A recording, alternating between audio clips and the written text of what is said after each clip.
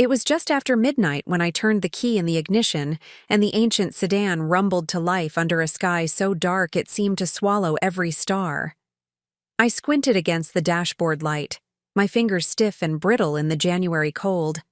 Before pulling on the quilted gloves I kept tucked beneath the seat, just for these early morning departures. My name is Loretta Sinclair, and I am 72 years old. Though you wouldn't guess that by the grip I maintain on this wheel or the stubborn flare of anger and concern that blooms in my chest every time I think of my grandson, Elijah. It all started with that frantic phone call just 24 hours ago. Elijah's car had broken down on a back road some 200 miles away from my small home in Maine. He's been working nights lately at the auto shop in North Conway, trying to pay his bills, saving for college. That boy's always been driven, no pun intended, to make something of himself.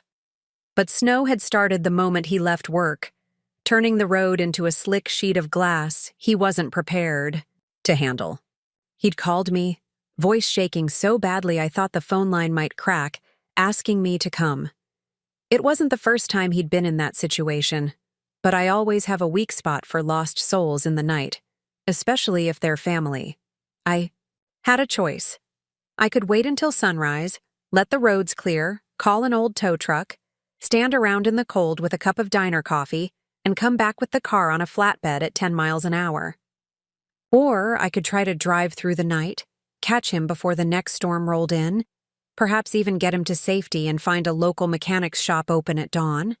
I decided on the latter. My sister Ruth would call me reckless, my kids would call me nuts, but I know my grandson.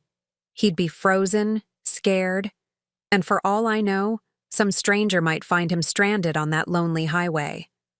So I laid out the route on my old Garmin before I left. Route 2 through the mountain pass, then Route 16 up to North Conway, winding through valleys that become death traps when the snowbanks rise and visibility drops to zero.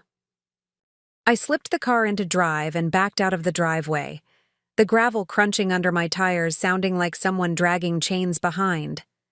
I spotted the moon, a sliver so thin I almost missed it, and realized how dark the world could be without proper light. I could almost feel the cold radiating from the road, as though it were a steel blade set to slice through the tires at any moment. I turned on the defroster, cranked the heat to the highest setting, and hugged the wheel with every ounce of strength I had left.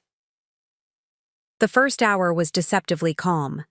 The roads were salted from an earlier storm, the sand mixed into the plows, remnants giving me a little traction. The radio crackled with music I barely recognized these days. A pop station playing something called Lone Star Lines by a singer who sounded like he had never felt a bitter January night in his life. I thought about turning the radio off, but I needed something to keep the silence from becoming a roar in my head. Memories of Elijah as a boy flooded in, his laughter when I first taught him how to ride his red bicycle, the scraped knee he brought to me with tears in his eyes after a tumble. He was strong, but not invincible, and that was what scared me most of all.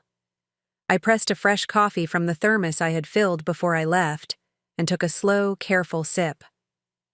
The taste was bitter, almost burnt, but it warmed my hands and settled my stomach enough to keep moving.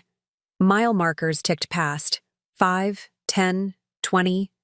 The snow began to fall in earnest around mile 28, fat flakes drifting in the headlights like ghosts dancing across my windshield.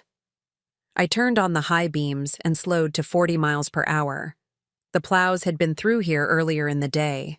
But now, as the snow collected, it formed a slippery runway across the old blacktop. I could feel the car start to slide in places, the tires losing grip for just a fraction of a second before catching again. My heart hammered against my ribs. When I saw headlights in my rearview mirror, flashing bright like a judgment call, someone else braving the storm. I wondered if it was a local trucker, used to these roads, or someone else like me, chancing the weather for a glimpse of safety. Either way, I let them pass. A big white tow truck with amber lights winking in the snowflakes. The driver honked and waved, and I gave him a grateful nod, my gloved hand tipping the steering wheel in acknowledgement. I guessed he was headed back down the pass after dropping Elijah's car off in town. But then the snow began to pick up, and with it, my anxiety. The GPS said the route would take 3.5 hours at the posted speed limit, but I knew better. This would be 5 hours at best, maybe 6. If I didn't reach him before dawn, the temperatures would plummet, and the waiting would be torture for both of us. I had to keep going. Around mile 41, I pulled over at a turnout to clear the windshield and check the oil and coolant levels. The spray of hot steam from the engine hood mingled with my breath, fogging my glasses as the wind tried to rip them off my face. I popped the hood, careful not to let a rush of icy air hit my face as the engine clamored to release hot air. The oil was a shade low, but not dangerous. The coolant reservoir was full. I closed the hood and wiped the snow off the windshield with a scraper, my breath coming out in small, visible puffs. It was then that I put my hand to my cheek and felt the subtle sting of it. A fresh bruise, I realized. I must have hit that spot on the steering wheel during the last near skid.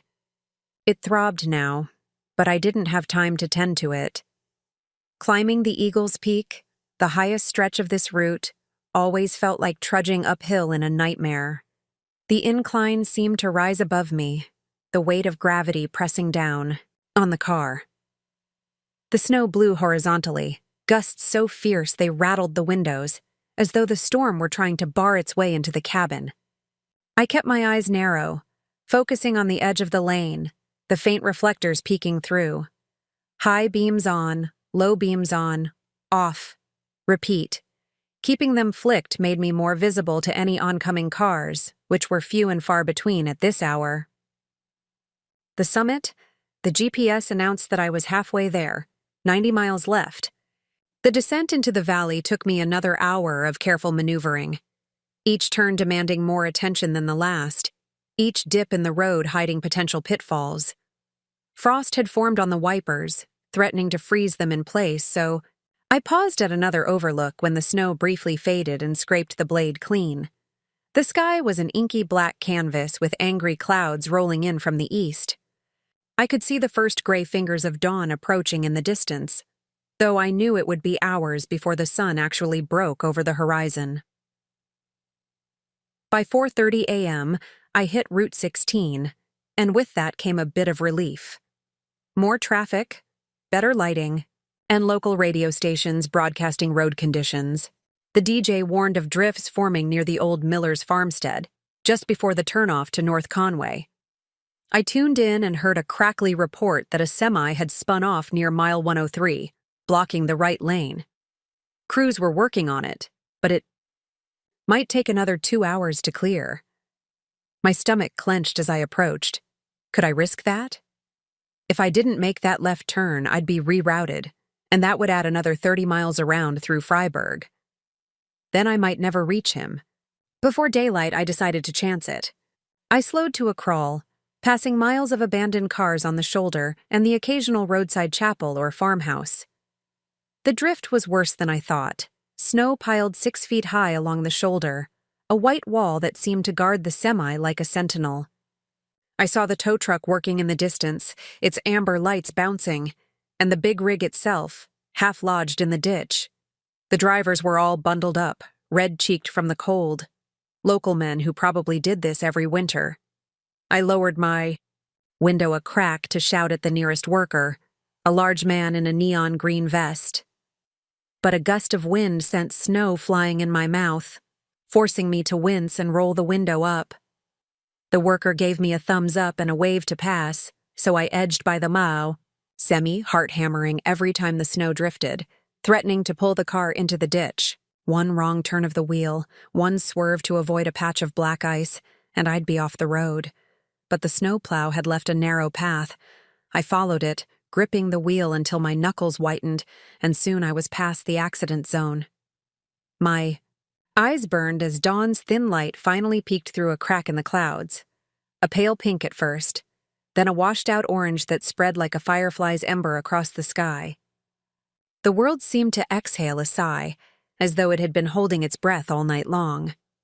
I turned off the high beams, switched to low, and pressed on. The route became more familiar, the pine trees lining the road, their boughs weighed down. By snow, the barns painted red or white, looking like Christmas ornaments on a frosty stage. I wondered if Elijah was out there somewhere, waiting for me to pluck him from the storm by sheer stubbornness. I finally saw the turnoff for North Conway. At 6:15 a.m., my watch reading 20 minutes ahead of the rising sun. I followed the winding road up the hill, passing the old Shaker Bridge, its wooden slats slick with ice. I thought briefly about stopping at a diner, finding a booth, ordering eggs and ham, and resting for 15 minutes. But something in me resisted, a need to keep moving, to find him before anything worse happened. I didn't know what I'd find. He'd sounded so panicked on the phone, but there was another voice in the background that sent a cold wave of dread through me. A man's voice, husky and low, saying something I couldn't catch. Threats? Pleas? I didn't know, but I promised myself I would find out. I crested the hill and saw the cluster of houses and shops that make up North Conway's edge. The bright, neon sign of the local Tex-Mex place still flickering in the morning gloom. I steered toward the auto shop's address, 47 Ash Street, tucked between a laundromat and a small convenience store. I parked the car perpendicular to the shop, leaving my headlights on as I jumped out and grabbed the tow rope and flashlight from the trunk. I wanted to walk in confidently, to be the fearless grandmother who saves the day. But as I approached the door, I felt a chill that had nothing to do with the winter air, a tightening in my chest, a knot of dread that told me something was very wrong. I shoved open the door, the bell jingling too loudly in the stillness, and forced my heart to steady. The main bay was empty, no other customers, no mechanics working. My head swiveled to the back room, to the windows where I could see a shadow moving beyond the frosted glass. There was a second door to the right, and I heard a faint scraping sound, like furniture moving across the floor. My breath caught. Flung the door to the back room open, stepping into a narrow hallway that felt colder than outside. My breath puffed in little clouds, and my boots squeaked against the concrete floor. At the end of the hallway, just beyond a half-open door, I could see my grandson's silhouette, taller now than I remembered, broad-shouldered and tense. He was standing in what looked like an office, cluttered with papers, empty coffee cups, and the faint smell of oil and antifreeze. But he wasn't alone.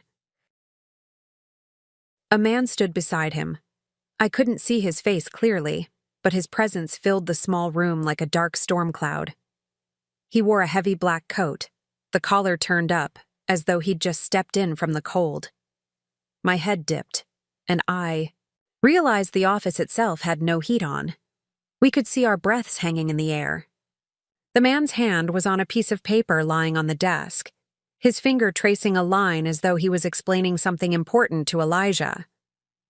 I recognized the curve of Elijah's jaw before I saw his face. His eyes were red-rimmed, haunted, and his hands shook as he stared at the document. My heart seized. I took a step forward, but the man turned. I glimpsed his face, lines like railway tracks etched across his forehead, a crooked smile that looked all too gleeful. "Grandma?" Elijah's voice was hollow, as though he'd forgotten how to sound like himself. I inhaled, every sense alight. "Elijah, what's going on?"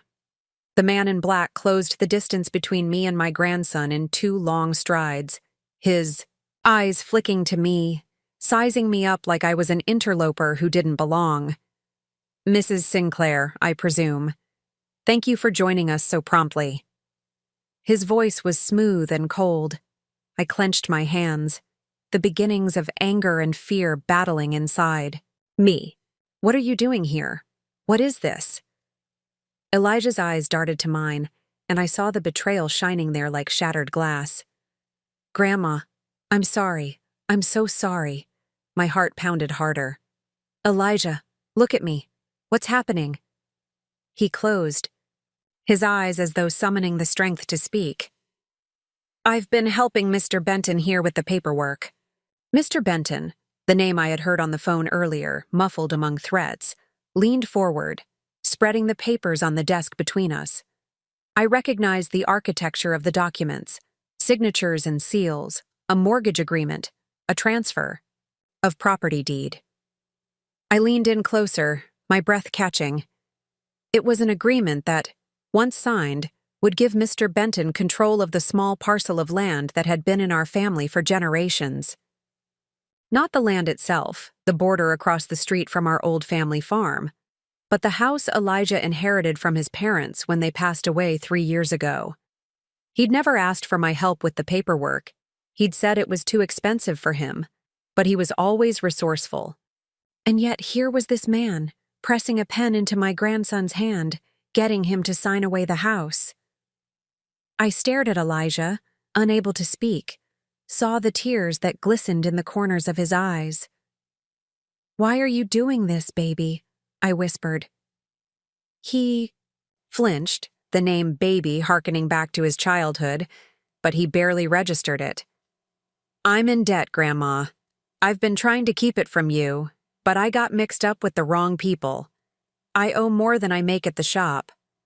I've had to borrow money, everywhere." Mr. Benton offered to help me clear it if I signed over the house. I had no choice.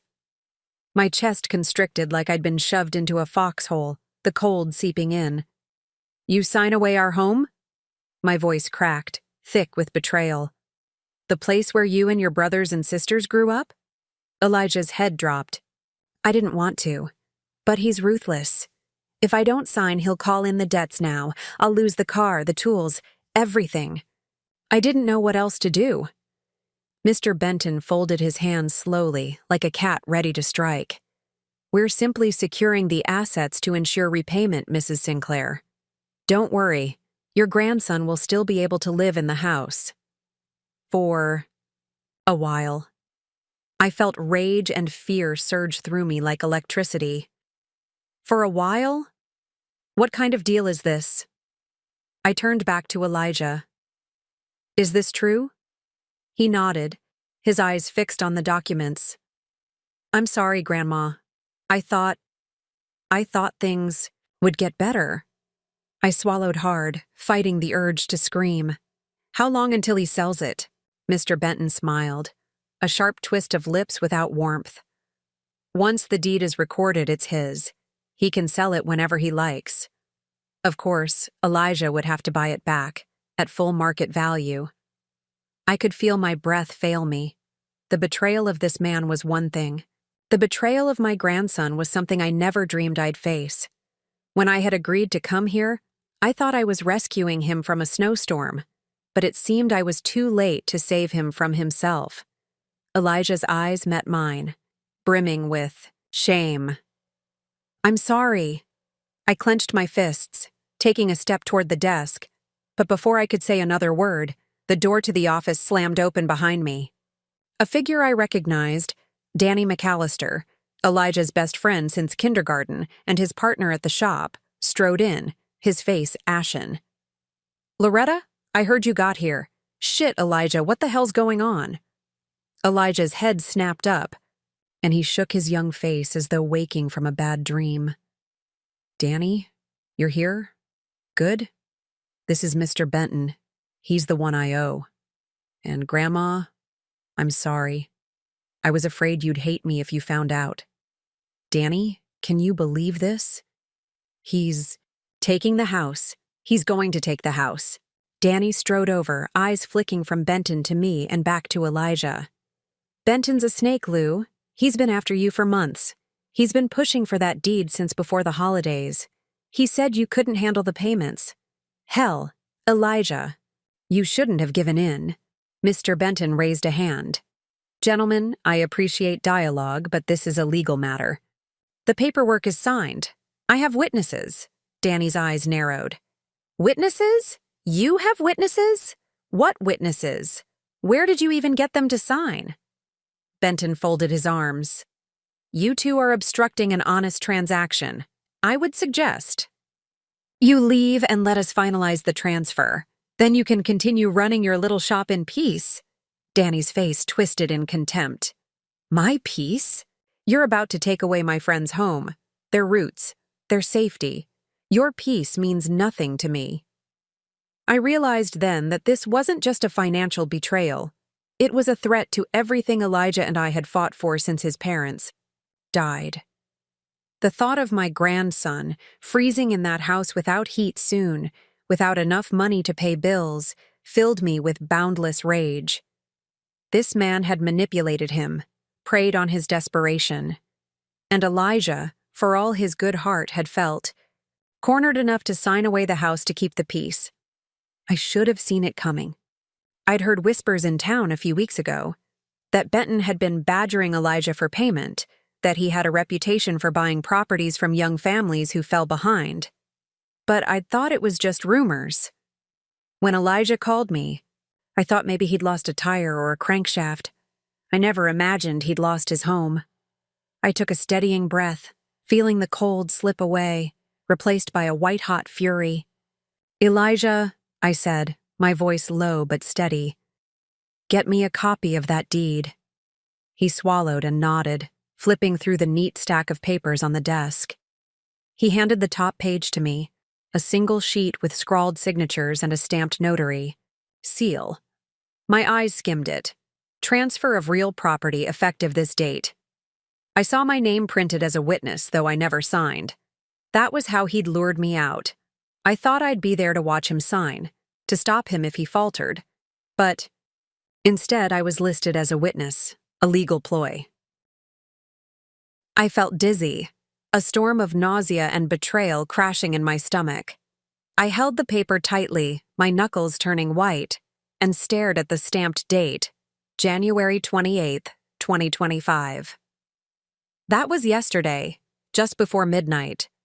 Benton had arranged for a notary to be present at the moment Elijah's car started to overheat, a twisted sort of timing to catch me off guard. My vision blurred as tears stung my eyes. I never felt so powerless, so betrayed by both my own blood and a man who claimed to help. I forced the tears back, the weight of years pressing on me. Years of fighting through adversity, of teaching my children to be honest workers. I had refused to let them lose their home. But my grandson, my flesh and blood, had almost handed it away to a stranger. I looked at Mr. Benton, who was watching me with smug satisfaction. You'll get that house back, I said, voice tight as a band, but not while you're alive to enjoy ripping it from him. You'll see nothing but my fist before I'm done. Benton's smile remained, but his eyes registered a flicker of caution. Catch me being optimistic? I'm not inclined to give it back voluntarily. I turned and met Elijah's gaze, his face awash with remorse. We'll figure this out, I whispered. I'll get you another place if I must, but you'll never sign something like this again without talking to me. Understood? He nodded, choking back a sob. I'm sorry, Grandma. I squeezed his shoulder, feeling his bones beneath my hand, still growing, still changing. No longer the boy I used to tuck in for bedtime stories. I know you are, darling. But let's get out of this cold office. I stepped forward, taking a half-step toward the door, but Benton blocked my path. Mrs. Sinclair, why leave so soon? We still need to finish the formalities. I didn't answer. Instead, I eyed the single chair in the corner. I looked at Elijah, still trapped in this nightmare, and turned back toward Benton. Sign this, I said, sliding a piece of lined notebook paper from my purse, already scribbled with my name and the date. I'm declaring that I'm the rightful heir to this property, that my grandson did not have the mental or financial capacity to sign that deed on his own, and that I will contest it in court. Sign here in front of these witnesses, or we go right now to a lawyer who can subpoena the notary and declare fraud. Benton's face flushed a shade darker. He stared, calculating if I had the zeal and the resources to follow through. He reached into his pocket, pulled out a pen, and with a hint of reluctance, signed the paper. I slid a second copy toward Elijah, who nodded and signed it, his hand trembling. "You will take us to your notary's office now, or we'll involve the state's attorney, and this won't end well for you," I said, voice a fierce whisper. Benton's eyes flicked to the hallway, where Danny now stood, silhouetted in the doorway. He nodded slowly, like a surrendering soldier. "Fine, let's go." He motioned us out. I stayed close to Elijah's side, my hand resting on his stinging shoulder, guiding him down the hallway back to the main bay. The morning light outside had broken enough to reveal a thin haze of falling snow. The world felt muted, as though it had lost some of its color. As Benton led us to his car, a sleek black SUV that looked out of place in this small town, I saw the tow truck with Elijah's car hooked up behind it. The driver was conversing with someone at the window of the diner across the street. Memories of all those seaside breakfasts I used to make for my kids flooded me. Bacon sizzling, the aroma of pancakes in the air, all of us crowded around the table. Now it felt like I was back in that diner, except I was alone, and the food left in the pot was cold. I turned to Benton just before he opened the door. "Make it right," I said. "Because if you don't, you'll learn how far a grandmother's love can reach."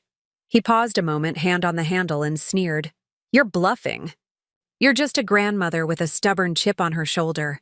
This won't stop the legal process. You'll be in over your head." I looked at Elijah, whose face was pale, his eyes shadowed by tears and regret. I realized then that no challenge would be too large if it meant protecting him. "I hope you're wrong," I said, turning away. We watched as he climbed into his SUV and pulled away, the engine roaring like a wounded animal. I took a deep breath, unscrewed the thermos I still held in my gloved hand, and took another sip of that burnt coffee. It never tasted so bland. I looked at Danny, who approached, his breath visible in the cold morning air. His cheeks were red, not from the cold, but from anger. "Loretta, you are incredible, but this thing, it's bigger than us. He has lawyers, muscle."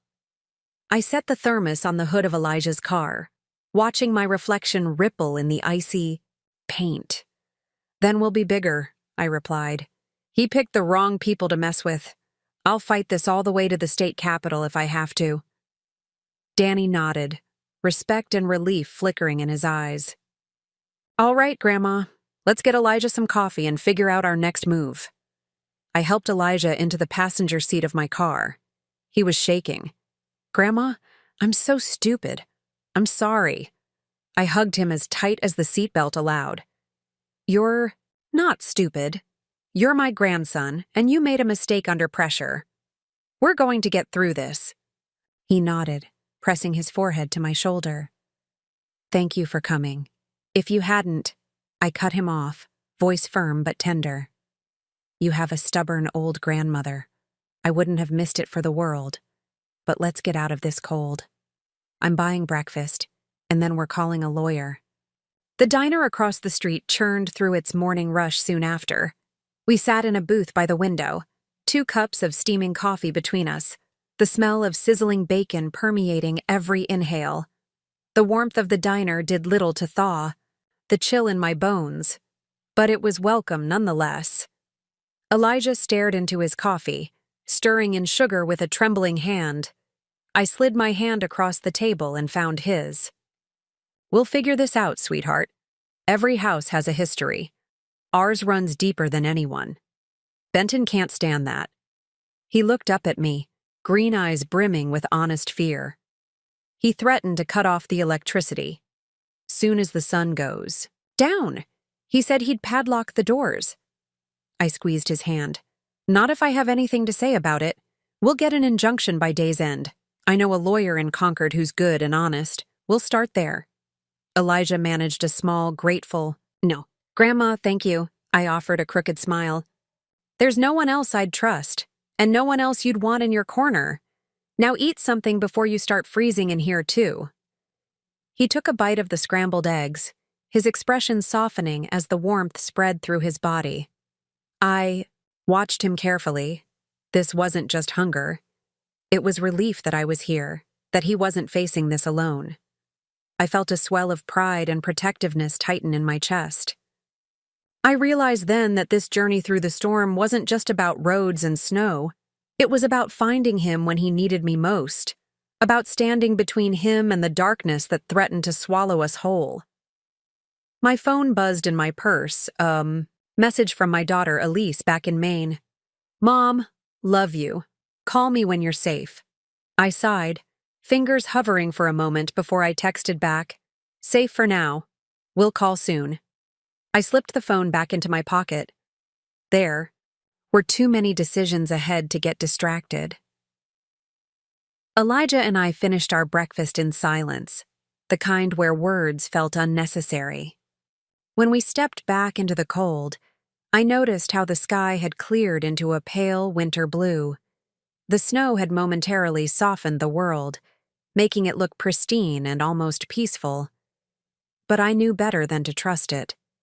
Beneath that silent, white lay traps and troubles. I helped Elijah into the car and got behind the wheel. Behind us, Danny called out that he'd meet us at the lawyer's office in Concord. I gave him a thumbs up and eased the car onto Main Street, heading north toward the highway. Each mile brought a new knot of tension in my gut, the knowledge that Benton could close off the power any minute, the fear that we might lose what had been our home for 3 generations. But also, a fierce determination burned through me. I had come this far through blizzard and betrayal. I would not be defeated now. I glanced at Elijah, who stared out at the powdered landscape, his jaw set. With a new resolve I'd never seen before, he was growing up in that moment, transforming from the boy I once tucked in bed into a man ready to fight for what was his. I took a deep breath, grasped the wheel with both hands, and said, "Hold on tight, sweetheart. This road won't be easy, but I promise I won't let you fall." He met my gaze and nodded, his eyes reflecting the same fire I felt racing through my veins. "I'm ready, Grandma." I pressed the accelerator, and we sped down the road toward Concord, where the promise of justice beckoned like a lighthouse in a storm. The wind tugged at the car's edges, but inside, the warmth of our bond settled into every corner. The next chapter of our journey would demand every ounce of courage I possessed, but as long as we faced it together, I believed we could survive anything. Before we jump back in, tell us where you're from. If this story moves you, please subscribe. Tomorrow, I have a special story for you. I gripped the wheel tighter as the car crawled along Interstate 93, the road stretching out before us like a pale ribbon through the winter morning. The sun had finally crested the horizon, casting a weak gold glow that barely penetrated the frozen haze. I glanced over at Elijah, who sat quiet beside me, eyes fixed on the passing landscape, his jaw clenched. The quiet between us was heavy, not with awkwardness, but with the weight of unspoken promises and unvoiced fears. Miles melted away as the old engine hummed beneath us, each mile marker reminding me that we were inching closer to Concord. I could feel the resolve building in my chest, every mile a testament to my vow that Benton would not take our home. But the further we drove, the more I realized that determination alone might not be enough. We needed someone with legal clout, someone who could hold a binding injunction to keep Benton at bay. I knew a lawyer named Margaret Ellis, a retired judge who had hung up her robes a few years ago and opened a small practice specializing in property disputes and family law. She was known for fairness and for never letting a bully intimidate her clients. I cleared my throat, glancing at Elijah. His voice felt fragile when he finally spoke. "Grandma, do you really think Ms. Ellis can help us? What if Benton has already hired a high-priced lawyer to counter?" His gaze met mine, the green of his eyes catching the morning light. My heart ached at the vulnerability I saw there. He was so young to be facing such a monstrous threat. "Darling, I know it's scary, but Ms. Ellis is as tough as they come. She won't let a man like Benton steamroll us. If there's a legal loophole, she'll find it, and if there isn't one, she'll fight to create it." I offered him a small, encouraging smile, hoping my confidence would bolster his. You focus on what you do best. Being honest, showing the court you're not the sort to sign away your home lightly. I'll handle the rest. He managed a weak smile back, nodding once. Okay, Grandma. I trust you. I let out a breath, focusing on the road. The GPS directed me to take the exit for Clinton Street, then a left onto North Main, and finally a slight right onto Attorney's Row. I felt my heart pick up speed as I navigated the streets of Concord, passing frost-splattered storefronts and early morning commuters bundled against the cold. The city felt strangely quiet for a Monday morning, as if still recovering from the storm that had passed only hours ago. Snowplows had cleared most of the major roads, but side streets still glistened with ice. We pulled up in front of a modest brick building painted a soft blue-gray with a polished brass plaque reading Margaret J. Ellis, Attorney at Law. I switched off the engine and sat for a moment, letting the silence settle around us. The air inside the car felt stale, scented with leftover coffee and the faint tang of antifreeze. I reached over, patting Elijah's knee. All right, darling. Are you ready? He exhaled slowly and followed me as I stepped out, the cold air hitting us like a slap. We rushed to the door, jostling to get our scarves and hats on properly. I rattled the door handle. It was locked. My heart stuttered for a second. It was nearly 9 a.m., and the plaque said the office opened at 8. I glanced at my watch. It read 8:52. The lights through the frosted windows were on, and I could see someone moving inside. I knocked firmly, almost expecting silence. Instead, after a moment, the door opened, and Ms. Ellis stood before us. She was in her late 60s, with silvery hair pulled back into a neat bun. Her face was lined with years of empathy and wisdom, and her eyes were piercing and exacting. She squeezed my arm briskly, pulling me inside. Loretta, darling, thank God you made it in one piece, and you must be Elijah. Come in, come in. She ushered us into a small, warm foyer. The scent of old leather and polished wood enveloped us, and I realized how much I'd missed the comfort of a proper office after the stark hours spent in that icebox of an auto shop. Ms. Ellis guided us into her office, a cozy room with bookshelves lining the walls, bulging with tomes on property law and legal precedents. A framed photograph of her and her late husband, also a lawyer, sat on her mahogany desk. Through the window behind her, I could see the delicate lace of snow drifting in the breeze. She poured us each a cup of strong, steaming coffee and offered us biscotti. I accepted gratefully, feeling the warmth spread through my fingers. Tell me everything, Ms. Ellis said, folding her hands on the desk. Her voice was soft, but carried the weight of unyielding steel. Start from the beginning. I took a sip of coffee, trying to steady my racing thoughts. Well, Judge. I caught myself and corrected. Ms. Ellis, just us. I gestured between Elijah and me. It began yesterday evening. Elijah's car broke down during a snowstorm on Route 2, so I drove through the night to rescue him. When I arrived at North Conway, I discovered something far worse. Elijah had signed a deed transferring his house to a man named Harold Benton in exchange for clearing some debts.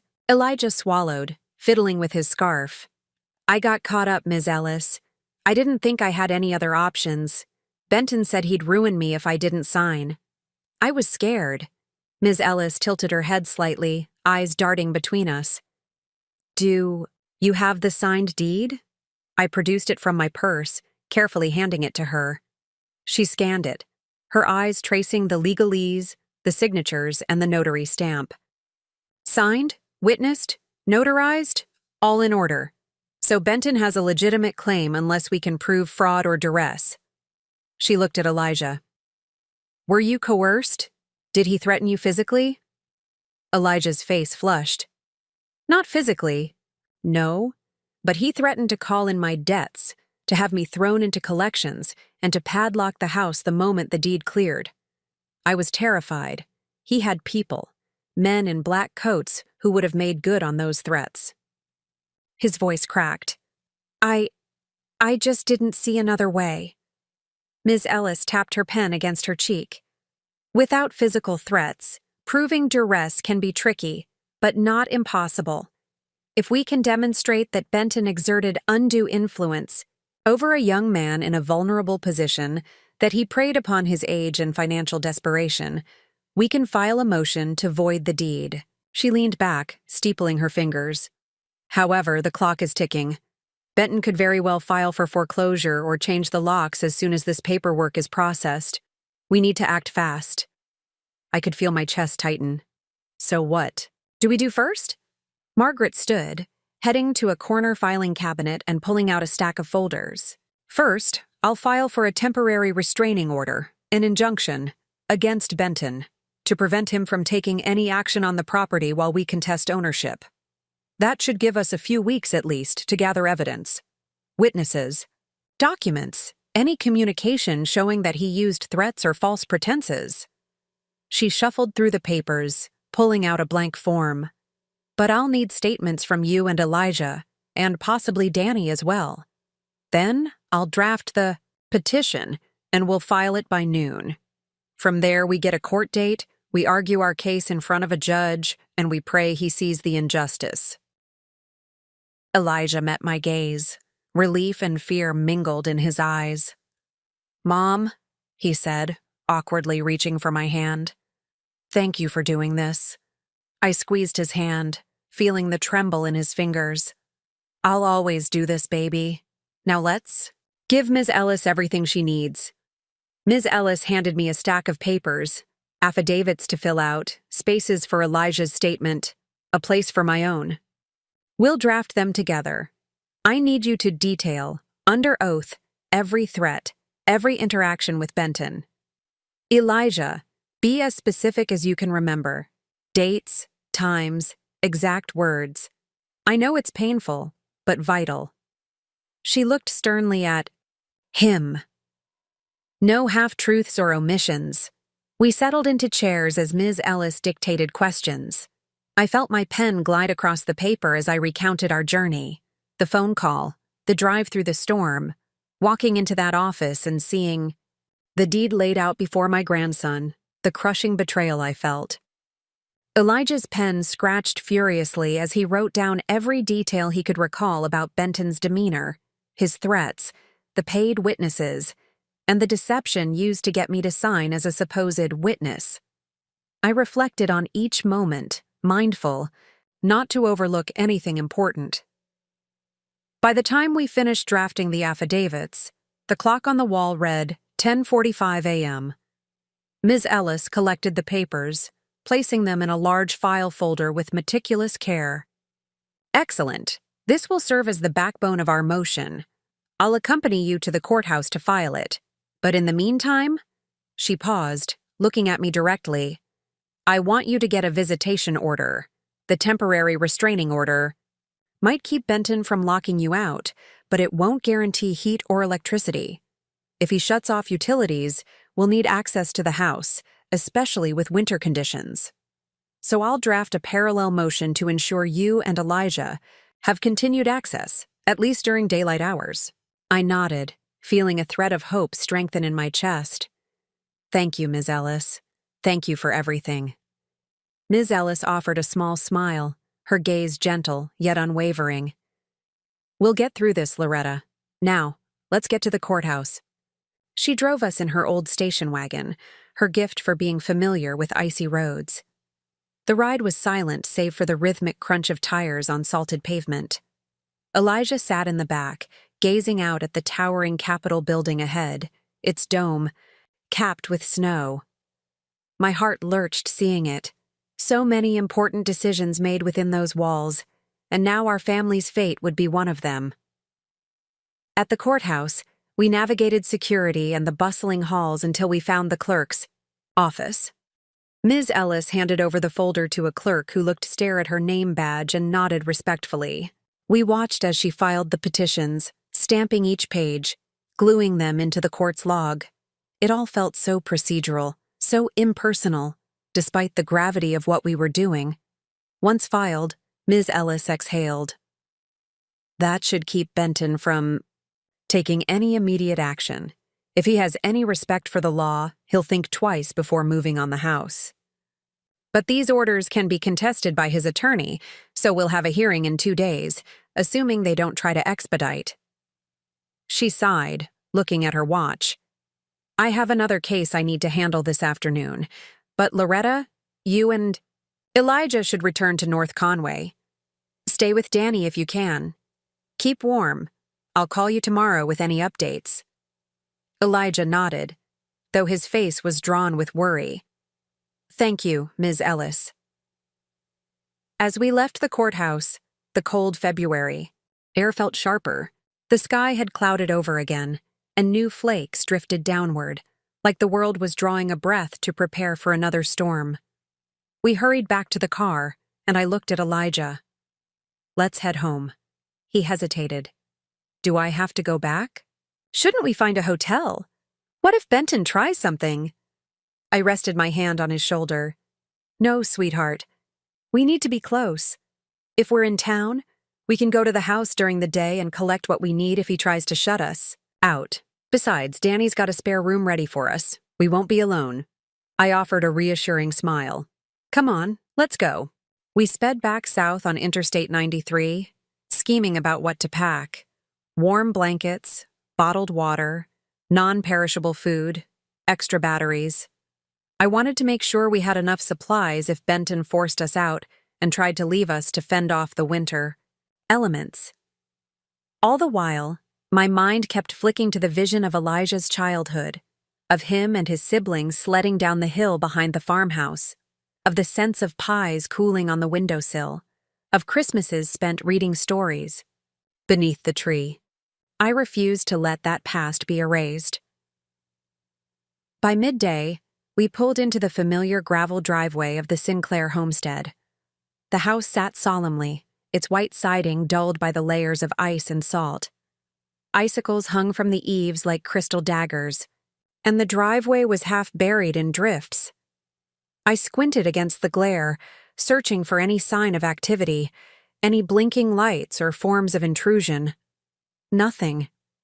It was as if Benton's presence had melted from the property now that the legal papers were filed.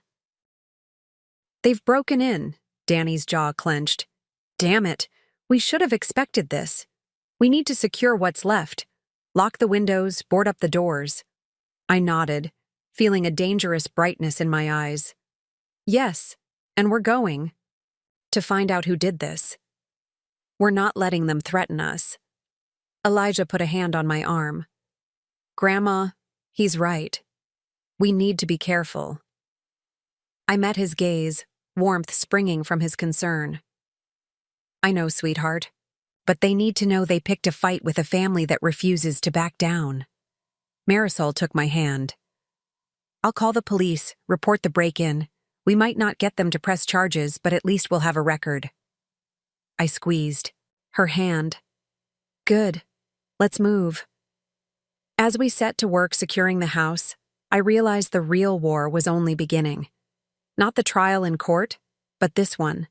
The battle for our safety, our dignity, and the very soul of our home. I felt the sting of betrayal, the cold of winter, and the unbreakable bond of family at my back. Tomorrow, we would face the court. Today, we faced a more primal enemy. Fear. And I refused to let it win. With every bolt we tightened, every board we nailed across a window, every mattress we piled against the door, my determination grew fiercer. I was not just Loretta Sinclair, grandmother and caretaker. I was the keeper of this legacy, and I would protect it with every breath I had. The wind howled outside, rattling the windows. I felt it as a challenge, as if the very world was testing our resolve. I set my jaw and looked at my family, their eyes hard, their faces set. We were ready. Late that night, I lay in bed, staring at the ceiling. The house was eerily silent, save for the occasional creak of settling wood. The wind outside had turned into a gale, battering the roof and sending icy drafts through the cracks we'd sealed. I could hear the muffled snores of Elijah on the mattress next to mine, hear the rise and fall of Marisol's breath in the spare room. I felt a tug inside me, a rumble of unfinished business, a promise to those who came before me that this house would stand. I recalled a phrase my own grandmother used to say, "A home's not just a place, it's a story, and no one writes your story except you." I closed my eyes, picturing the chapters we'd already written, the laughter in the kitchen, the tears at goodbye, the warmth of holidays, and I imagined the blank pages ahead, waiting for us to fill them with bravery, love, and hope. Tomorrow, we would go to court, and I would face Benton. But tonight, I was simply Loretta Sinclair, a grandmother, yearning for dawn. The gales outside felt less menacing now, just wind, not a foe. I took a deep breath, letting the knowledge that my family was safe under this roof calm my mind. Somewhere in the darkness, I whispered, "We're ready." And as I drifted into a restless sleep, I clung to a single truth. No matter how harsh the storm, no matter how ruthless the enemy, the bonds of family and love would carry us through. Dawn arrived in a deathly hush, the world outside cloaked in a blizzard's aftershock. The snow had piled high overnight, turning the driveway into a white moat. I lay in bed, listening to the wind's mournful cry, feeling the mattress beneath me shift slightly as the storm rattled the walls. I sat up, wrapping my arms around my knees, staring at the window. Through the frost, I could just make out the outline of Danny's truck parked haphazardly, its windshield buried. The dim glow of my bedside lamp revealed a photograph on the nightstand. Elijah as a laughing child, perched on my lap, both of us wearing bright knitted scarves. I traced his face with a fingertip, remembering that innocence. I drew in a deep breath. No time for sentimentality now. I swung my legs over the side of the bed and stood, feet sinking into the cold carpet. With careful steps, I navigated to the dresser, slipping into my boots and heavy coat. I took one last look around the bedroom. The blankets neatly folded, the small suitcase with extra clothes packed but never used. My gaze fell on the small wooden box at the foot of the bed, my grandmother's keepsakes, letters, wedding photos, a rusted locket. I felt a pang of longing for simpler days, when my biggest worry was my son's first steps. Now the weight of legacy pressed on my shoulders. I descended the stairs softly, pausing when I heard Marisol's voice humming a lullaby. She stood in the dim kitchen, ladling hot oatmeal into bowls. Joshua and Willow sat at the table, their breakfasts untouched as they stared out the window at the swirling snow. "Morning," I said quietly, swallowing the lump in my throat. Marisol turned, offering a weary smile. "Morning, Mom. Breakfast's ready. We'll need energy today." I placed a hand on her shoulder. "Thank you for this." She nodded, her eyes reflecting exhaustion and love. "Concord will hold for a day. We need to focus on staying safe here. I checked the generator last night. We should have power for a while. Danny's gone out to clear the driveway. He hopes to make it back before the judge's hearing this afternoon." My throat tightened. The court date was set for 1:30 p.m., and Benton's attorney would challenge our injunction. If the judge lifted it, Benton could move immediately to seize the home. We had to be prepared to present every shred of evidence we had. I slid into a chair, spooning oatmeal into my mouth. It tasted bland, but it warmed me. Elijah appeared in the doorway, his face pale, dark circles under his eyes. He had been up most of the night, pacing the halls. I patted the seat beside me. "Sit, darling." "You need to eat," he obeyed, stirring his oatmeal in a daze. "Grandma, what if what Ms. Ellis told us isn't enough? What if the judge believes Benton's attorney and decides in his favor?" I took a deep breath, meeting his gaze. "Then we keep fighting. We don't let a judge's ruling define us. We appeal. We gather more witnesses. We show the world what kind of man Benton is. We won't give up." He nodded, though I saw the doubt lingering in his eyes. I hoped my conviction would be enough to steady his heart. After breakfast, we donned layers of clothing: sweaters, thermal shirts, wool socks. I added a second scarf around my neck. The wind had died down, but the sky remained a dull gray, heavy, with unshed snow. Danny returned with wild red cheeks and ice caking his beard. He had cleared a path but warned the roads were treacherous. "I'll take you to the car," he said, his voice low. "Doesn't look like the roads will improve." "Before noon," I nodded, gripping Elijah's hand. "Let's go." We trudged toward my old sedan, parked haphazardly near the barn. I peered in. Snow had drifted under the doors, dusting the floor mats. I shook my head and climbed into the driver's seat, brushing snow from the windshield. Elijah settled into the passenger seat, pulling his coat tight. "Darling, keep your phone on," I told him. "If anything happens, call Ms. Ellis immediately." He tapped his pocket. "Batteries charged. I'll call the moment we're inside the courthouse." I turned the key in the ignition. Nothing. The engine wheezed and died. My heart sank. "Grandma?" Elijah's voice trembled. I slapped the steering wheel, drawing in a harsh breath. I had kept the car in good shape, especially before this trip. I turned the key again. Just a click. The battery was dead, likely drained from the cold. "Danny," I called, opening my door into the biting wind. Danny stood at the doorway, watching. "The battery's shot," I said, my teeth chattering. Danny strode over, slipping off his gloves. "Let me see." He popped the hood, peering at the engine. "She's frozen. We'll need to jump her." We rummaged in the garage for jumper cables. The cold seeped into my bones as I knelt beside the car, watching Danny connect the cables to my battery and his truck. His breath puffed in clouds. "Ready," he said. He turned his truck on, revving the engine. Then, with a gentle hand on my arm, he motioned for me to try the ignition. I did, and the engine caught in a shuddering roar. Relief and gratitude flooded me. "Thank you," I said hoarsely. "Drive carefully," Danny replied. "These roads will test you. I'll stay here in case you need me." I exhaled, nodding. "I love you." He gave a curt nod and went back inside. I closed the hood and climbed in, shivering. "Grandma," Elijah said, "be safe." "I will," I whispered, sliding into drive. The tires spun a bit on gravel and salt as I eased onto the path Danny had cleared. I paused, looking at my family standing in the doorway, framed by the barn's shadow. Fear and pride warred in my chest. I took a deep breath, side glances at them, a silent promise that I would return with justice for our home.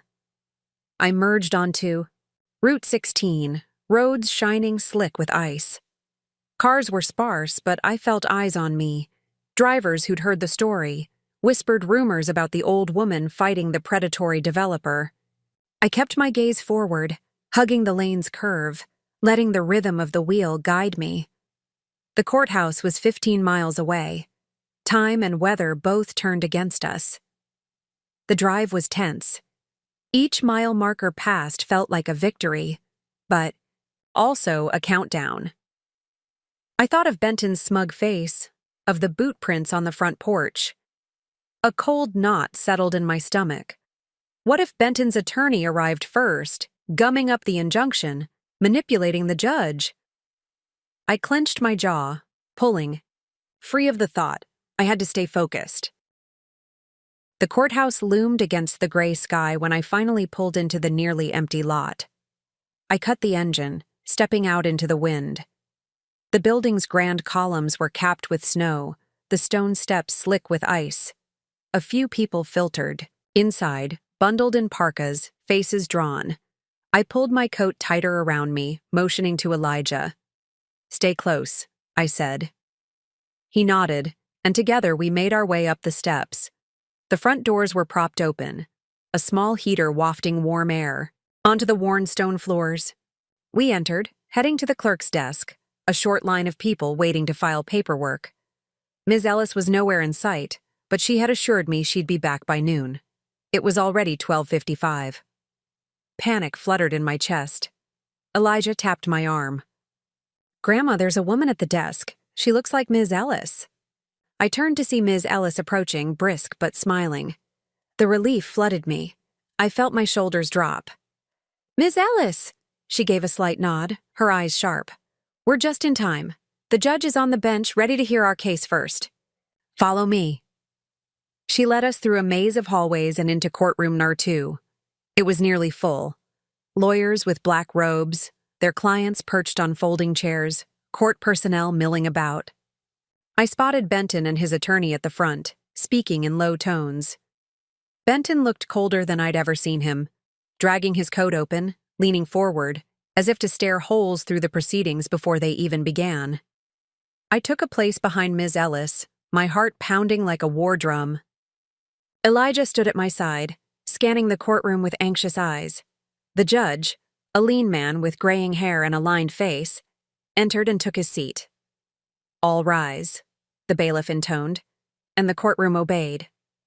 We sat, and the judge looked around, his gaze settling on Ms. Ellis. "Attorney Ellis, you may proceed." Ms. Ellis rose, her spine straight, voice unwavering. "Your Honor, we come before you seeking a preliminary injunction to prevent Mr. Benton from taking control of 12 Sinclair Lane, currently held in Mr. Elijah Sinclair's name. We have filed affidavits demonstrating that Mr. Benton coerced my client, who was in a vulnerable financial position, into signing a deed under threat of debt collection and utilities shutoff. We ask the court to restrict Mr. Benton's ability to act on the deed until the matter can be fully adjudicated." The judge nodded, his expression unreadable. "Does Mr. Benton's counsel wish to respond?" Benton's attorney, a woman with severe bun and pince-nez glasses, stood smoothly.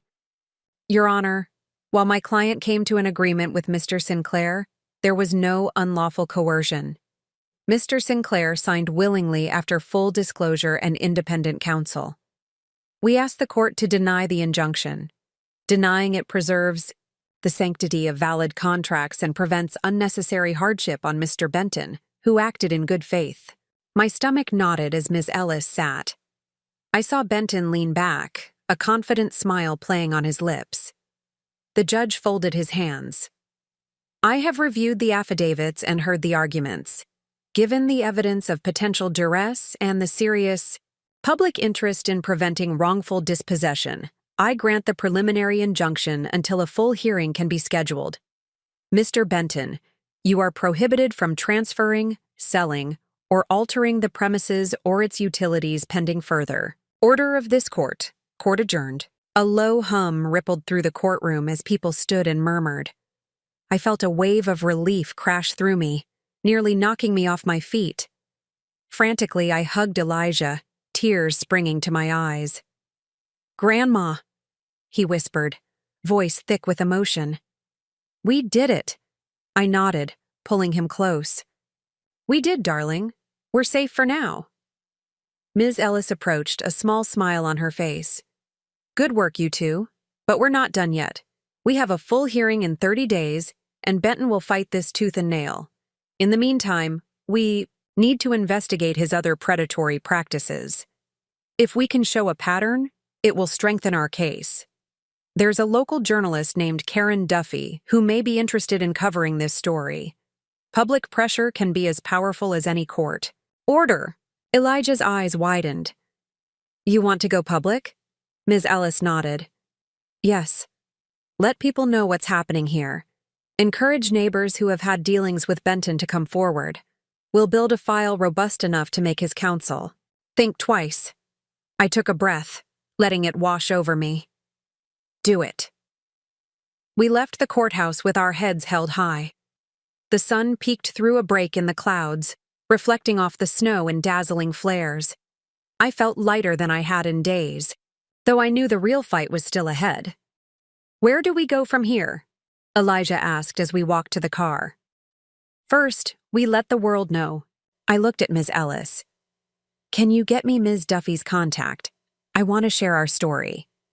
Ms. Ellis pulled her phone from her handbag, tapping a few entries.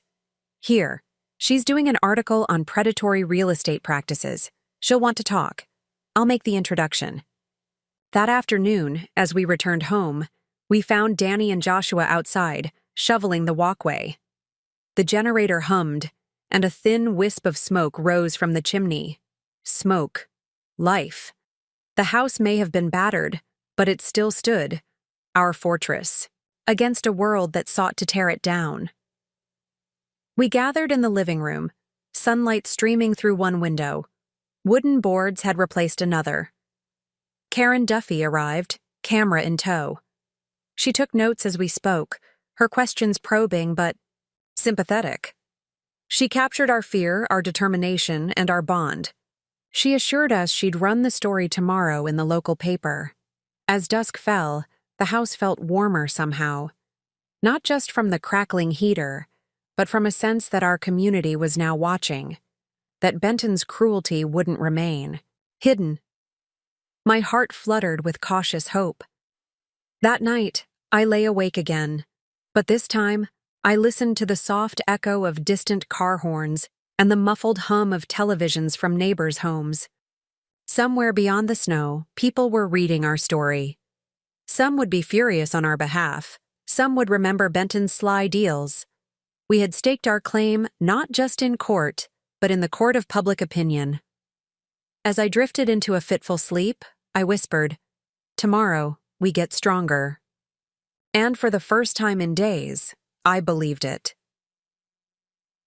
The next morning, the red glare of dawn illuminated the snow-laden pines. Karen's article was everywhere, online, in print, and on neighbors' lips. I watched from the window. As cars slowed outside our home, some drivers craning for a glimpse of us. Faces pointed and whispered. Some delivered trays of food, while others simply offered smiles of support. I stepped outside, letting the crisp air fill my lungs, and waved to the neighbors. A small boy, no older than Willow, approached on a sled, offering me a drawing of our house covered in hearts. "For you?" he said proudly. My vision blurred as I accepted it, kneeling to his level. "Thank you, darling."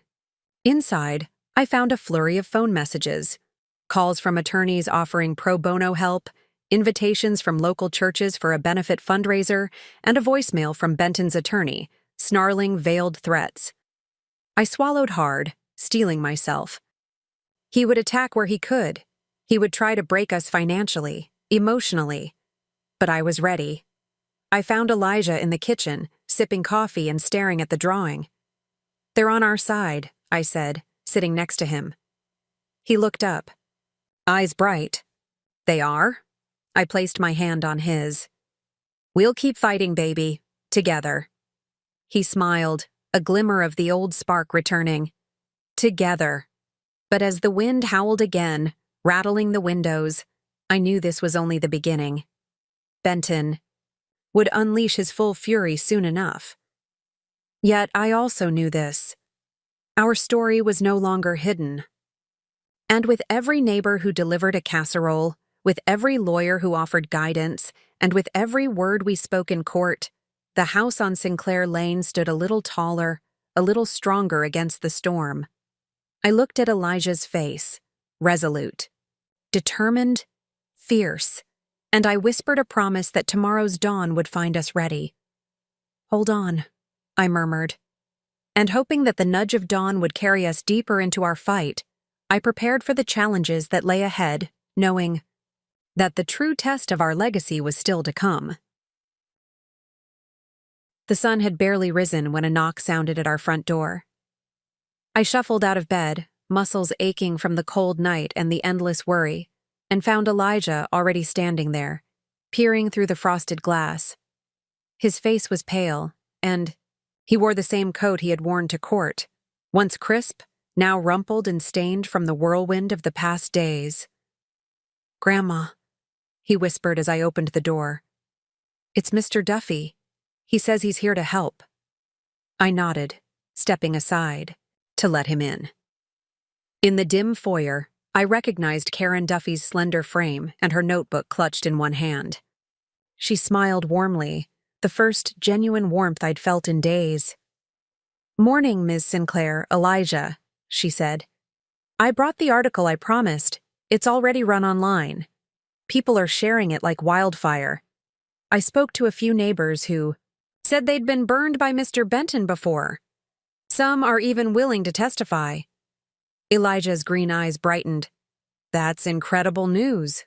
Thank you." "I thought you'd want to know," Ms. Duffy said. She shook off her parka, revealing a sweater that might once have been white but was now speckled with snowflakes. "I'm heading out to gather more statements today. But first, I want to know how you're doing." I guided her into the living room where Marisol was already syringe-pumping coffee into a mug for Danny, who was sipping at the kitchen table, with Joshua and Willow clustered around his legs. "We're surviving," I said, settling into a chair. "The generator's holding, but the cold never really leaves. Thank you for coming." She nodded, flipping open her notebook. "I need to talk to Joshua first. He's been here through all this, but he's quiet. I need his perspective on how Benton's tactics have affected the kids." My grandson nodded, wiping his hands on his jeans. "Okay." He followed her to the kitchen while Marisol poured him a small cup of hot chocolate. I sank back, feeling a twitch of gratitude. The community was mobilizing. The tide was turning slightly in our favor. By mid-morning, the house had a gentle hum of activity. Ms. Duffy finished recording Joshua's statement about how the power outages last winter had nearly cost his baby sister her life when her incubator at the hospital glitched. He described how Mr. Benton had refused to restore power until his fee was paid, a chilling reminder of his ruthless nature. At the same time, a steady flow of neighbors, ice fishermen, local clergy, retired teachers, and former clients of Benton showed up with documents, photographs, and videos. One man, a mechanic whose name I learned was Carl Jensen, recounted how Benton had swindled him out of his workshop when a loan defaulted. He slid a stack of old contracts across the coffee table. Another woman, Marlene Waters, donated a short video from her security camera showing Benton's men trespassing on her property last summer, bulldozing a section of maple trees despite protests. Elijah paced between Ms. Duffy and me, his hands stuffed deep in his coat pockets. "Grandma," he said quietly, "I didn't realize how many people he'd hurt. They're all here because of him." "That's why we must keep fighting," I replied. "These voices strengthen our case. They build a tapestry of evidence that shows he's not just a businessman, he's a predator. Ms. Ellis will use this." Karen Duffy nodded, tapping her pen on her knee. "I'll keep gathering statements today. If you have any more, tell me.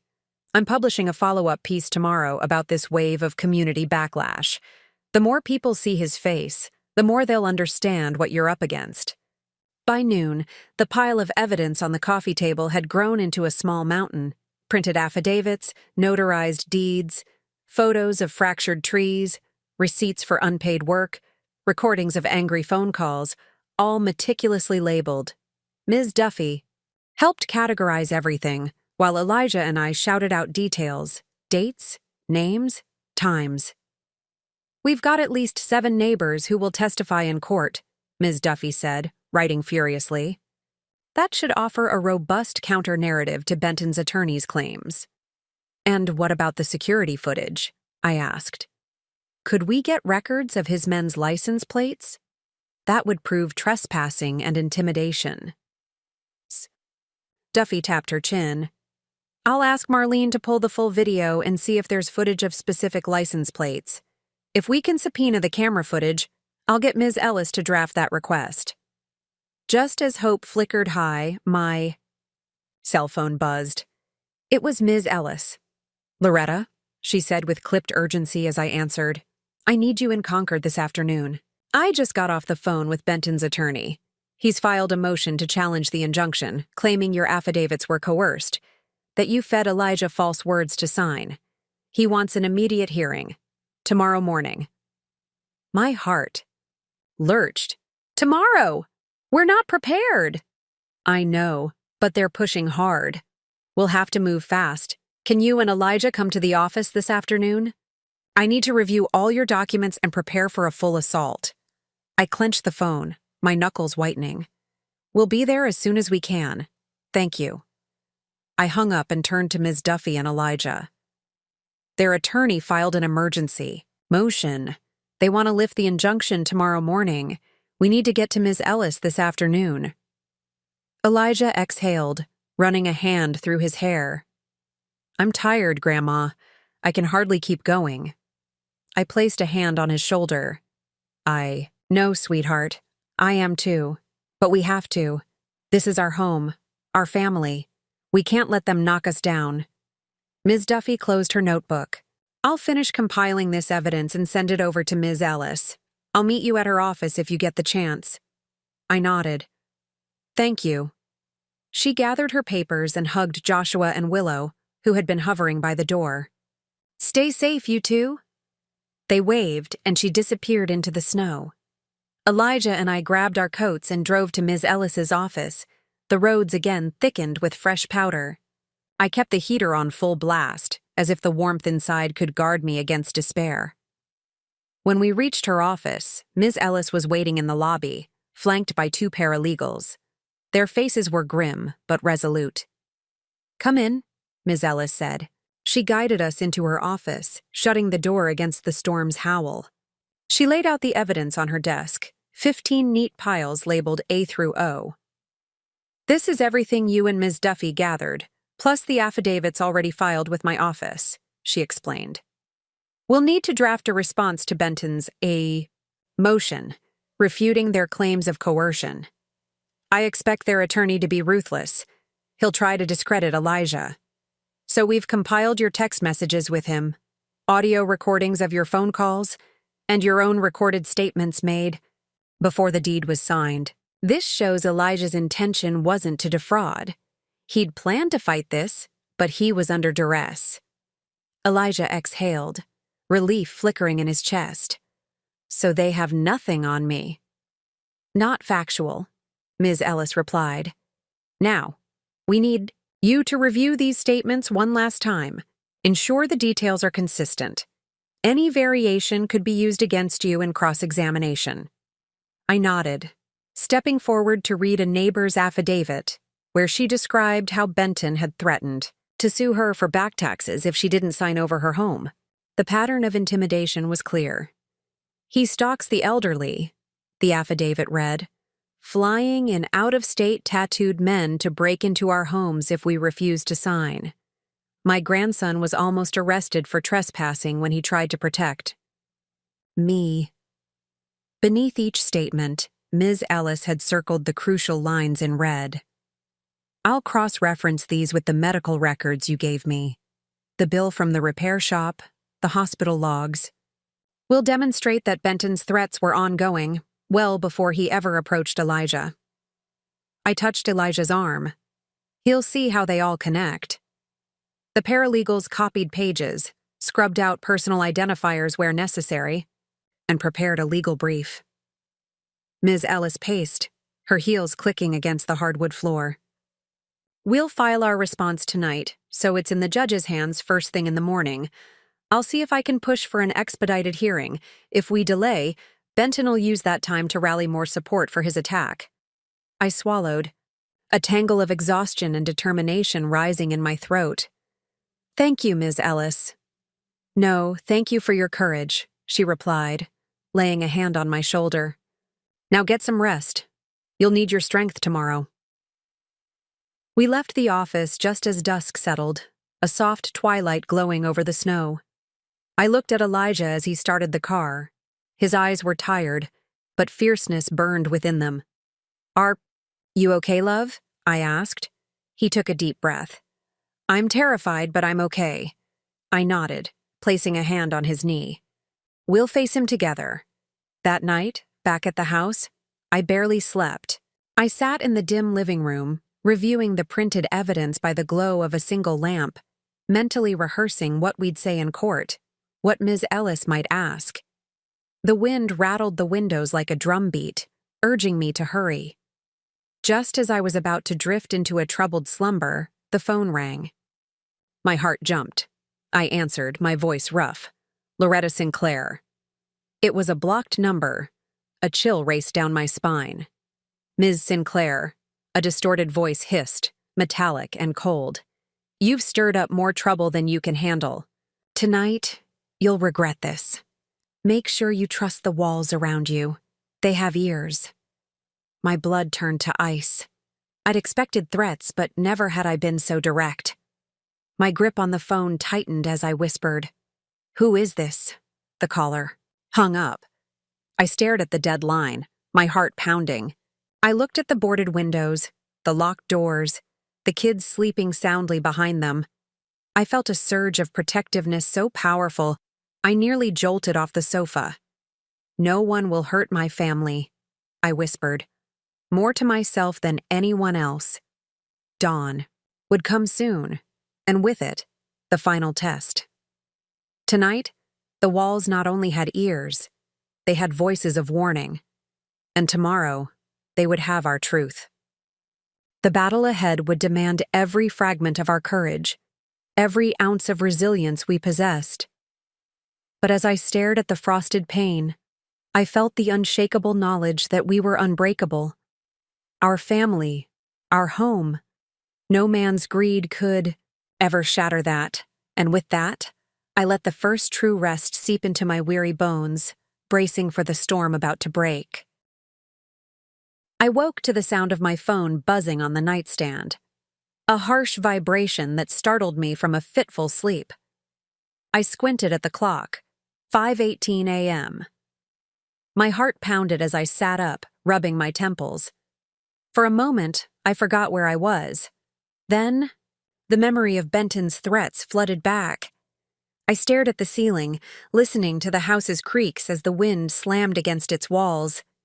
Sleep was gone, replaced by a knot of dread in my stomach. I swung my legs over the edge of the bed and reached for my robe.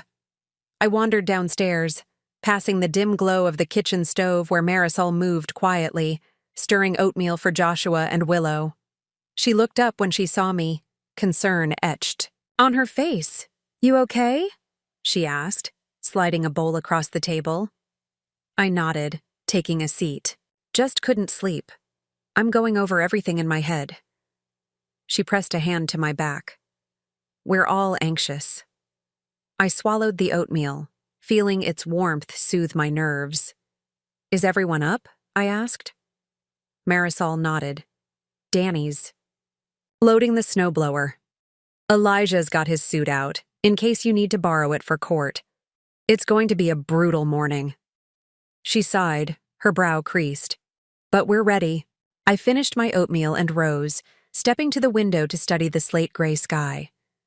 Snowflakes drifted down gently, though the wind had abated.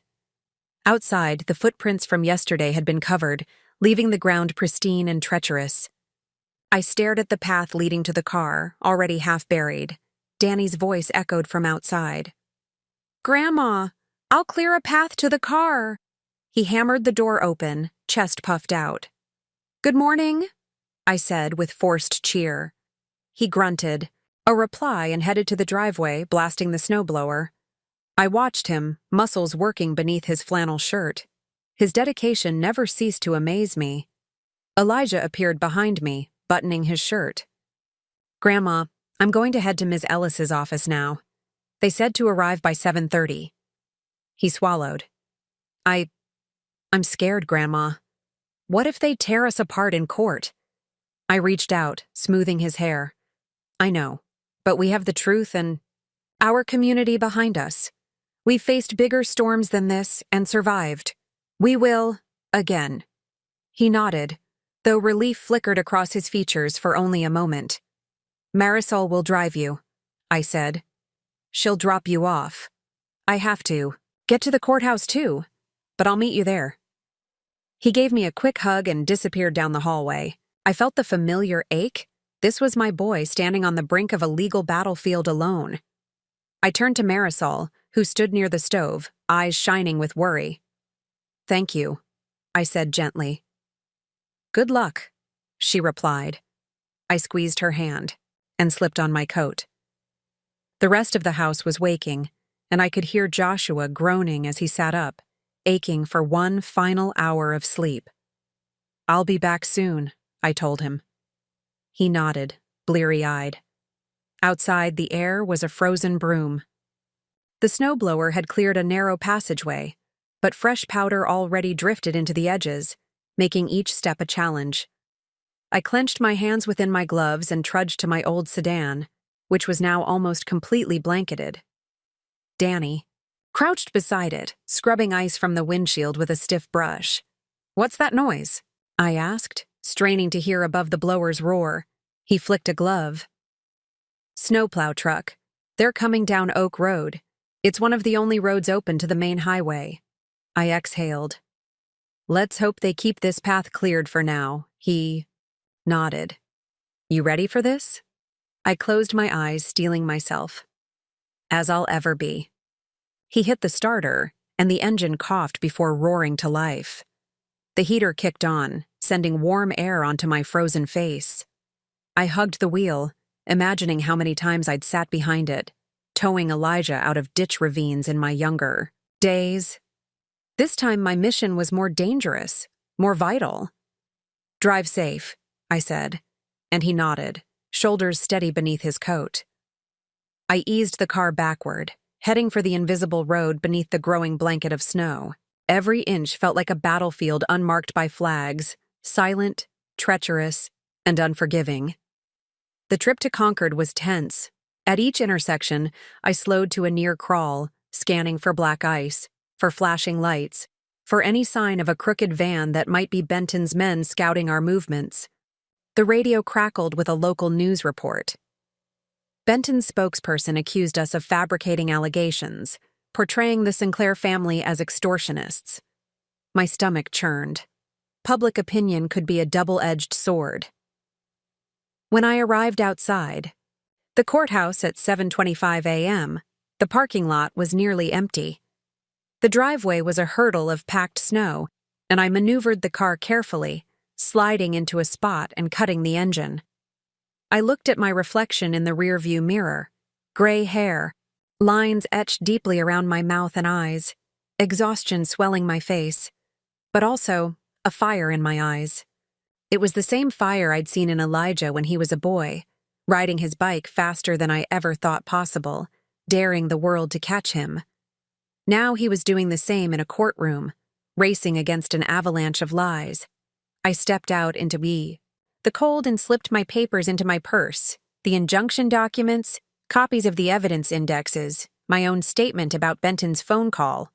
I tugged my hat over my ears and headed for the courthouse entrance. Inside, the halls were sterile and echoing. Security guards checked my bag, phone, keys, couple of pens, and waved me through. I passed a cluster of reporters huddled near the entrance, cameras and notepads at the ready. I offered them a polite nod and walked past, reminding myself that every flash of a camera, every scribble in a reporter's pad, could influence the judge. I kept my gaze forward. The courtroom was already half full when I entered. Benton sat in the front row, flanked by his attorney and two burly men I recognized from Marlene's security footage.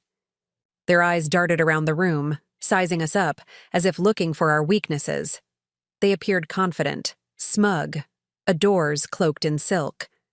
Ms. Ellis stood at the defense table, her notes neatly arranged. She spotted me and gave a brief nod of reassurance. Elijah entered then, accompanied by Marisol. He wore his father's old suit, slightly too large, a reminder that he was still growing, a half-formed man standing before the machinery of power. He met my eyes, and I saw his resolve shimmering. He would not relive that moment in North Conway, staring at the deed, sealed as if by final destiny. This time, he would rewrite that script. The judge took his seat, and the bailiff called the room to order. The courtroom hush descended, filled with tension so thick I could taste it. Case number 25CV003687, Sinclair v. Benton. The judge's voice rumbled from above, carrying more weight than any thunder.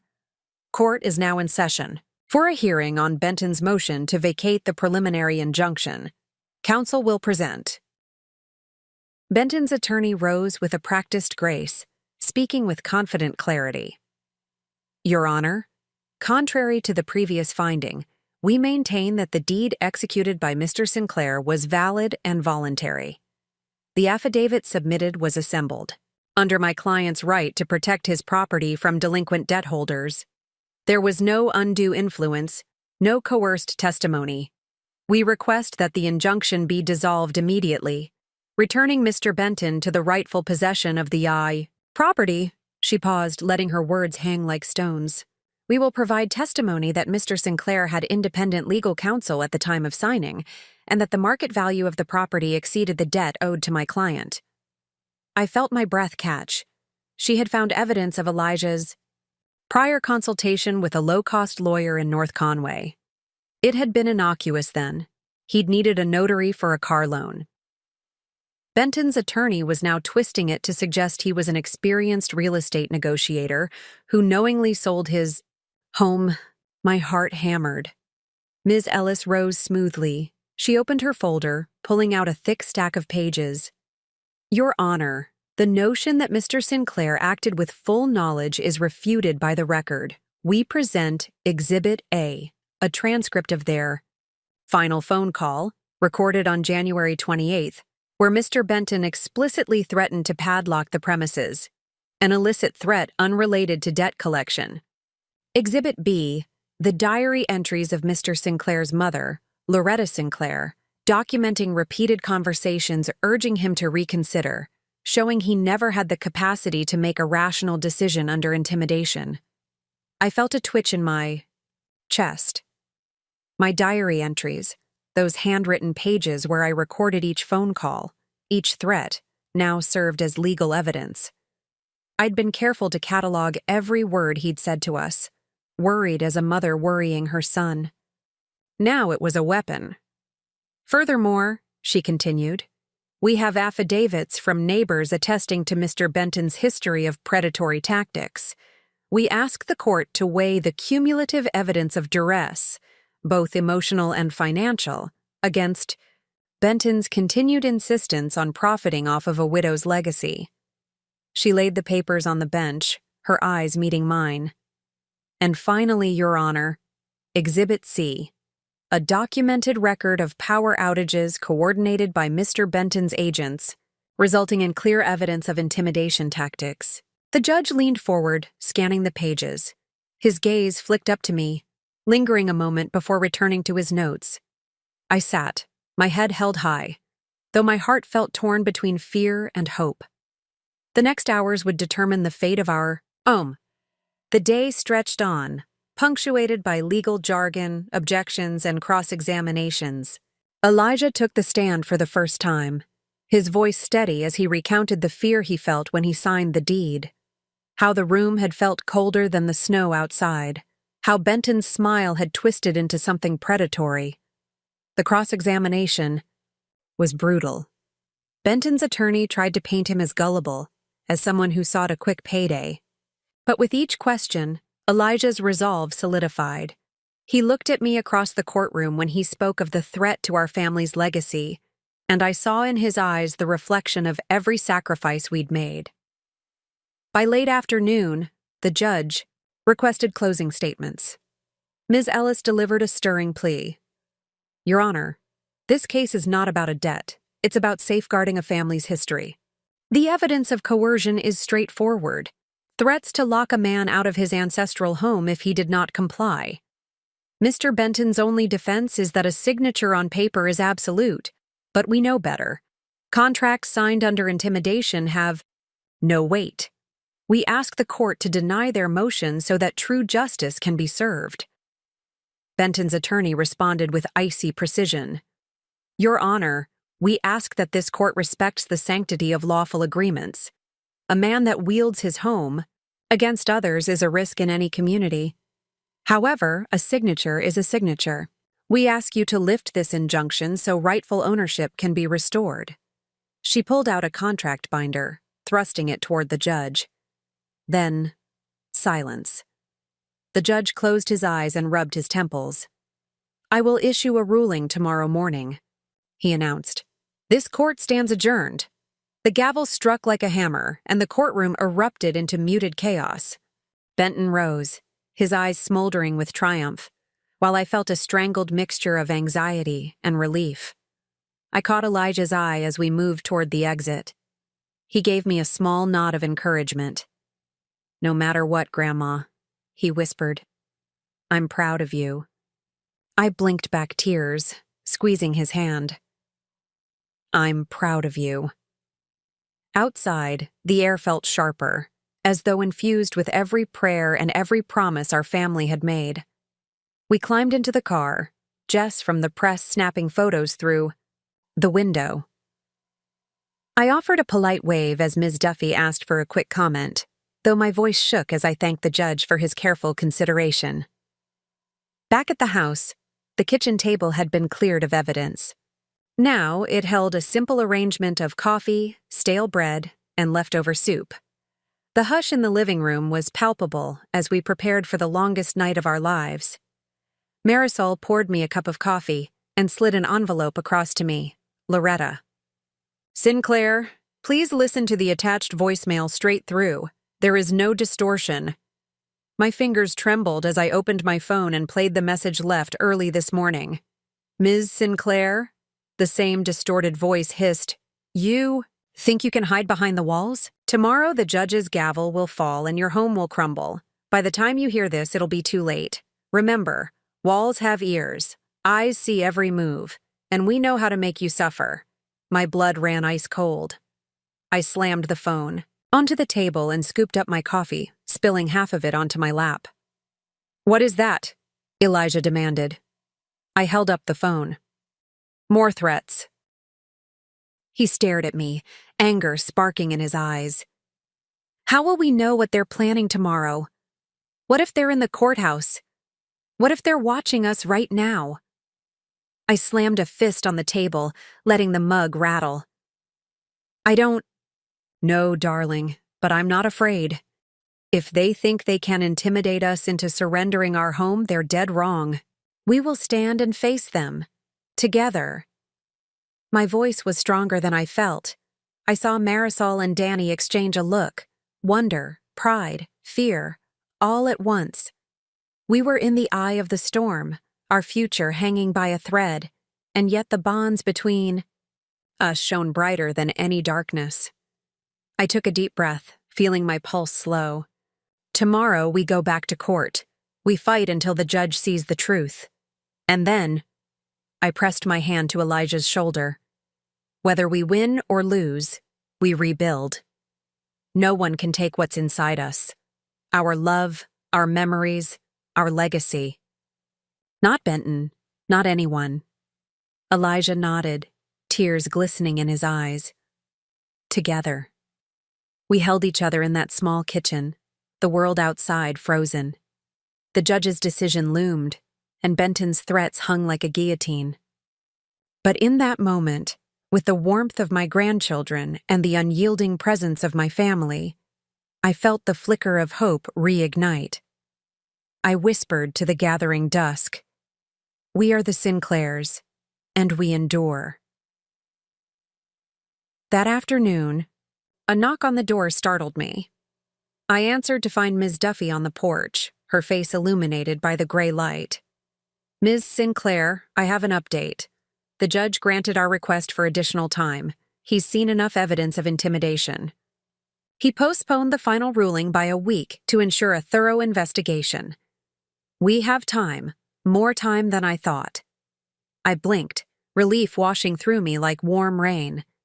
"Thank you. Thank you," she smiled, offering me a thermos. I brought hot tea. Marisol told me you all needed it. I took the thermos, the steam rising in swirling tendrils. My knees wobbled as I stepped onto the porch, inhaling the crisp air. "I can't believe it," I whispered. "A whole week. Use this. Time wisely," she said.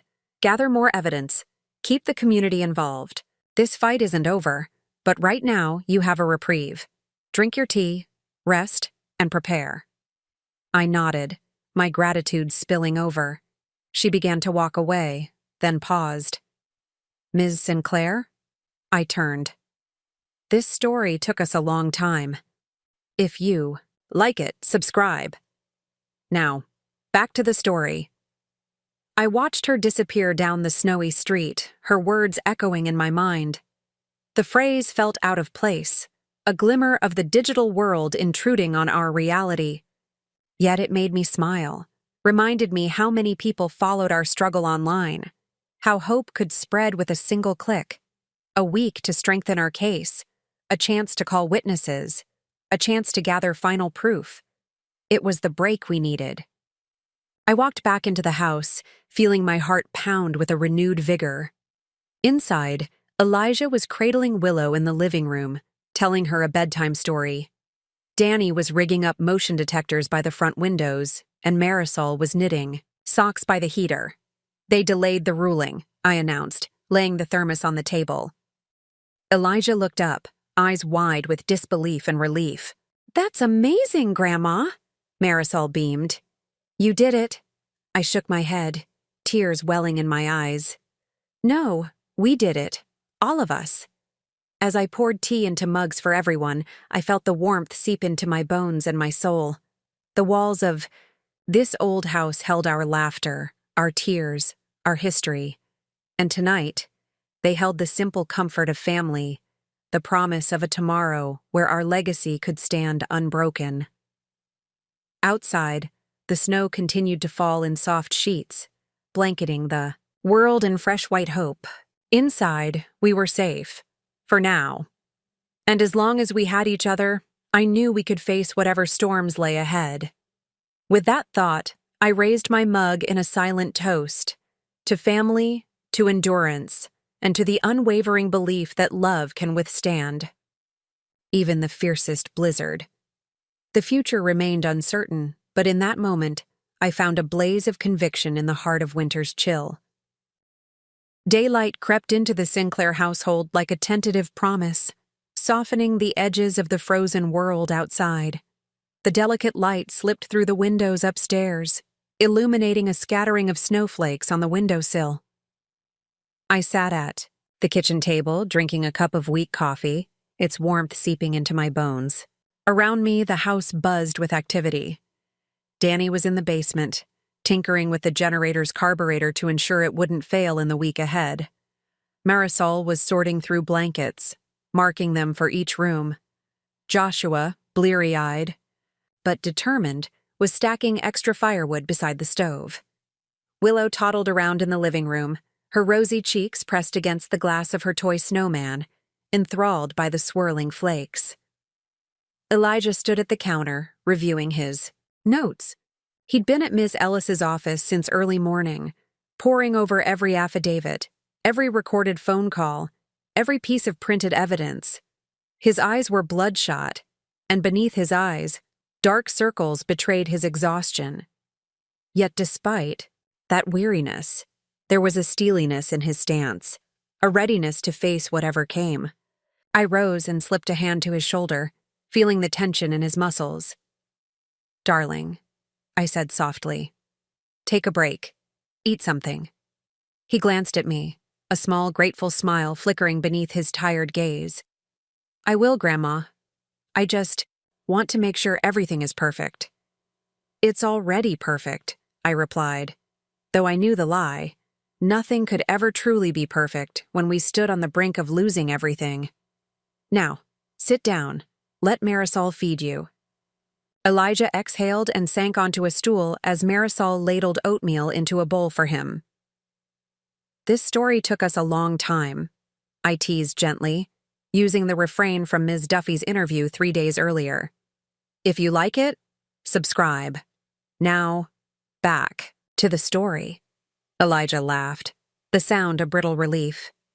"You love that line. It reminds us to smile," I said. "We need it." Marisol placed the oatmeal in front of him, then refilled my mug with coffee before disappearing down the hallway to check on Willow. I took a sip, letting the bitter warmth clear the last of my dreams. Downstairs, the television flickered quietly against the wall in the living room. Local news coverage repeated snippets of our story, neighbors speaking out, legal experts analyzing the case, and footage of Mr. Benton's black SUV idling outside the courthouse last week. Every iteration reminded us that our fight was no longer ours alone. It had taken root in the broader community. Danny emerged from the basement, wiping grease from his hands. "The generator should hold," he announced, glancing at the thermostat that hovered just above 50 degrees. "I added more coolant to keep it from stalling in the cold. We've got power, heat, and enough food to last through the next storm." I exhaled, relief mingled with renewed tension. "Thank you, Danny. You're a marvel." He brushed off the compliment with a rueful grin. "Just doing my part. Now, what else can I fix? Nails in the door frames? Reinforce the windows? Steel plates?" I chuckled, though the idea wasn't entirely far-fetched. "Let's hold off on the steel plates, but can you bring me that stack of plywood from the garage? I want to reinforce the back door." Danny nodded and disappeared down the hall. I turned back to Elijah, who was silently gulping his oatmeal. "How are you feeling?" He stirred his bowl, his gaze distant. "I'm nervous. Tomorrow is the final hearing. If the judge rules against us, everything we've done could crumble. The injunction lifted and Mr. Benton will move to foreclose immediately." I placed my hand over his. "And if he rules in our favor?" "Then he'll order Mr. Benton to return the deed, pay restitution, and face all legal consequences." Elijah paused, staring into his oatmeal. "I'm just praying the judge sees the truth." I nodded, though I felt my heart tighten like a wintry fist. "He will. We have the truth, and the community behind us. That matters, more than you realize. People know he's a predator." Outside, I heard the rumble of a car engine. I looked toward the window and saw a news van pulling up the driveway. The station identifier on the side read WNHV, one of the largest in the region. My pulse quickened. A reporter and a cameraman stepped out, battling the wind that gusted in swirling eddies of snow. In moments, they knocked at the door. Marisol answered, ushering them into the kitchen. "What can I do for you?" she asked, her tone polite but guarded. The reporter introduced herself. "I'm Heather Carlisle with WNHV. We'd like to get an interview with Ms. Sinclair or Mr. Sinclair about tomorrow's hearing and how this week has been for the family. Can we speak to you?" she asked, her microphone poised. I took a steadying breath and walked forward. "I'm Mrs. Sinclair." She flashed a professional smile and clicked her pen. "Thank you for your time. We understand how hard this week has been, but we believe the public deserves to know the full story before the court reconvenes tomorrow. Would you mind answering a few questions?" I considered for a heartbeat. Could I spare the energy? Would it help? "Very well," I said. "But please, do not interrupt Elijah just now. He's preparing his statement." She nodded and turned to film me against the backdrop of my living room, where the fire crackled behind me.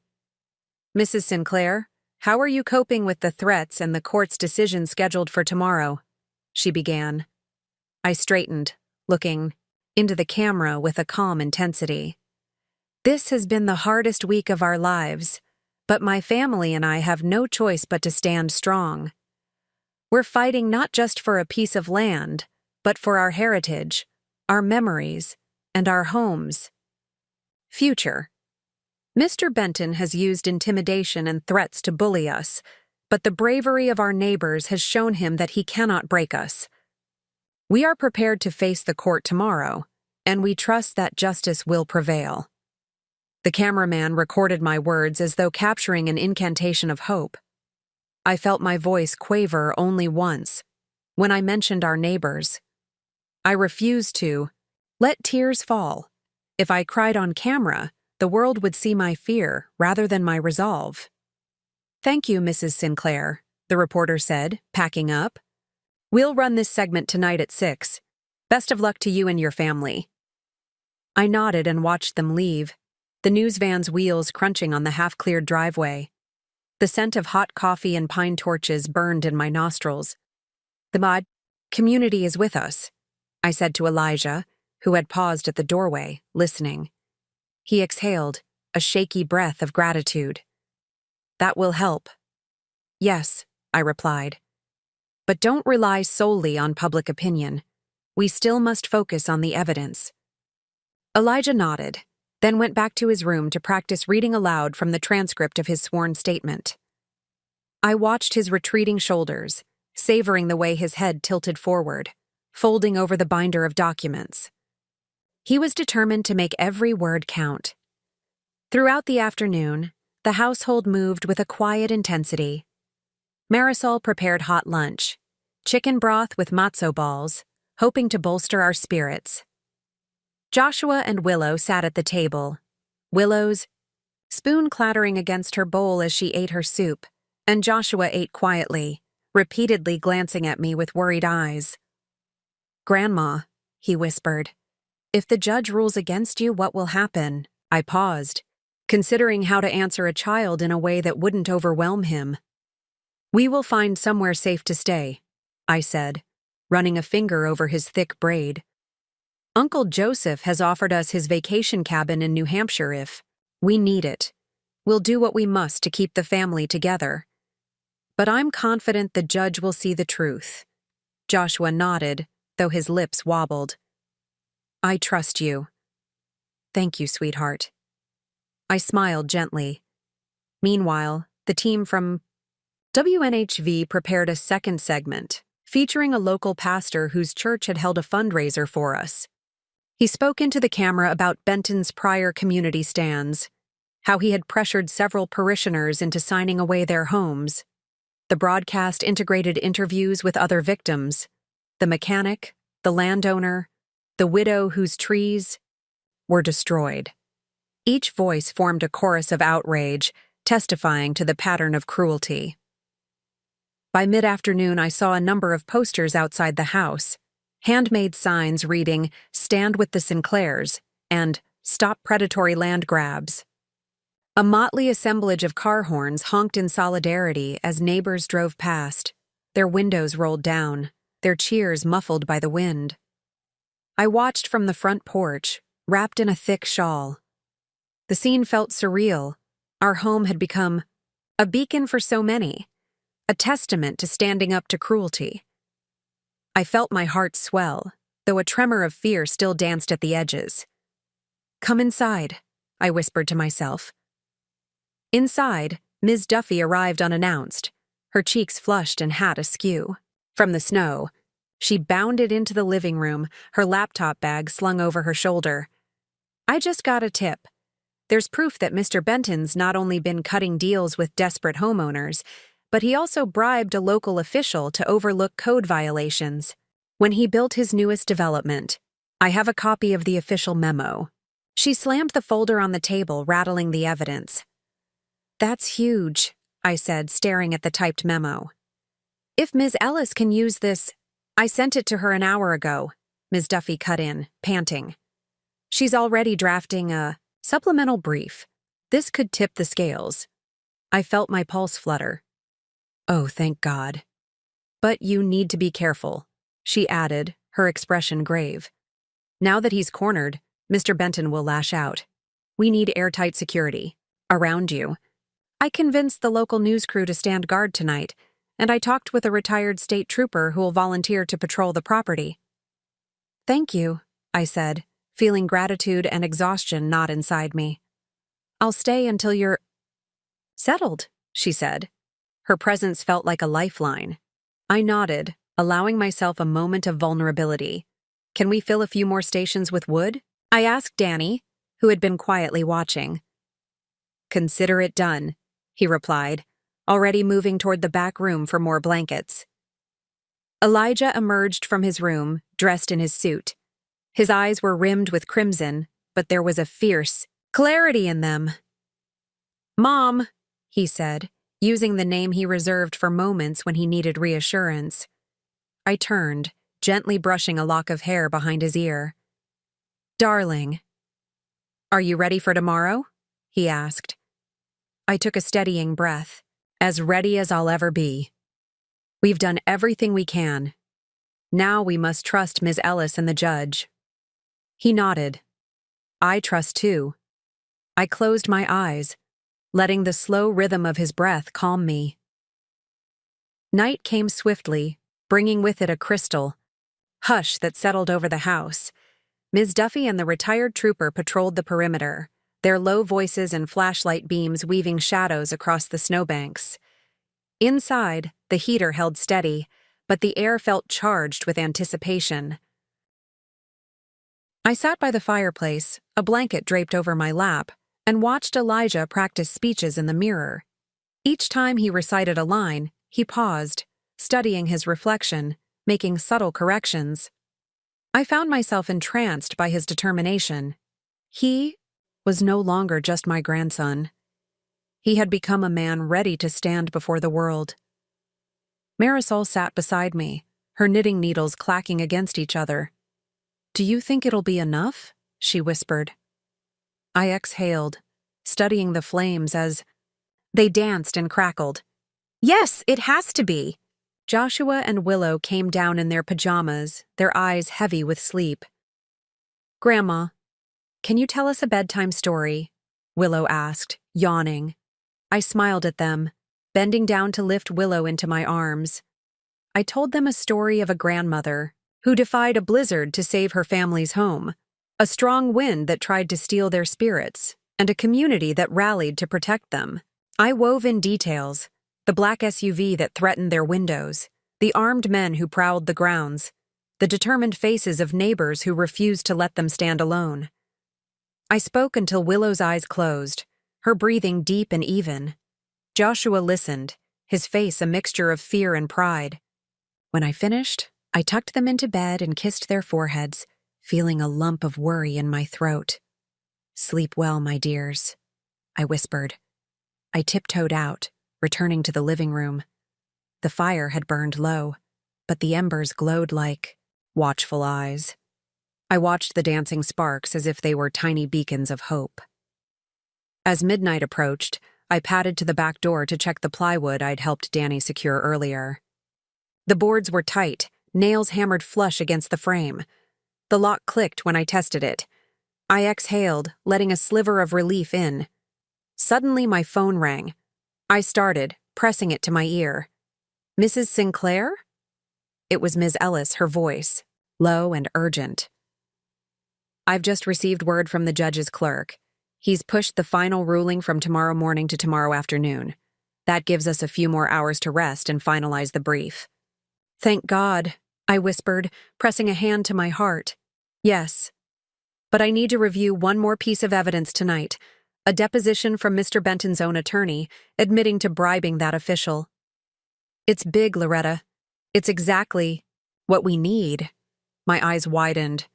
"I'll get it to you now," she exhaled sharply. "Send it as soon as you can, and get some sleep. We need you at your best." I hung up and turned toward Elijah's study desk. There, in a sealed envelope, from Ms. Duffy, was a deposition transcript excerpted from the official who had received Benton's bribe. I slid it from the envelope, scanning the typed words: a confession about accepting cash in a paper bag, overlooking zoning violations and safety codes, ensuring Benton's development circumvented legal inspections. My breath caught. This was the final blow against a man who thought himself untouchable. I printed the transcript on scraps of paper I had saved from Ms. Ellis's fax machine, stapled them together, and labeled them Exhibit Z. Then I placed them in a folder with a bright red clip.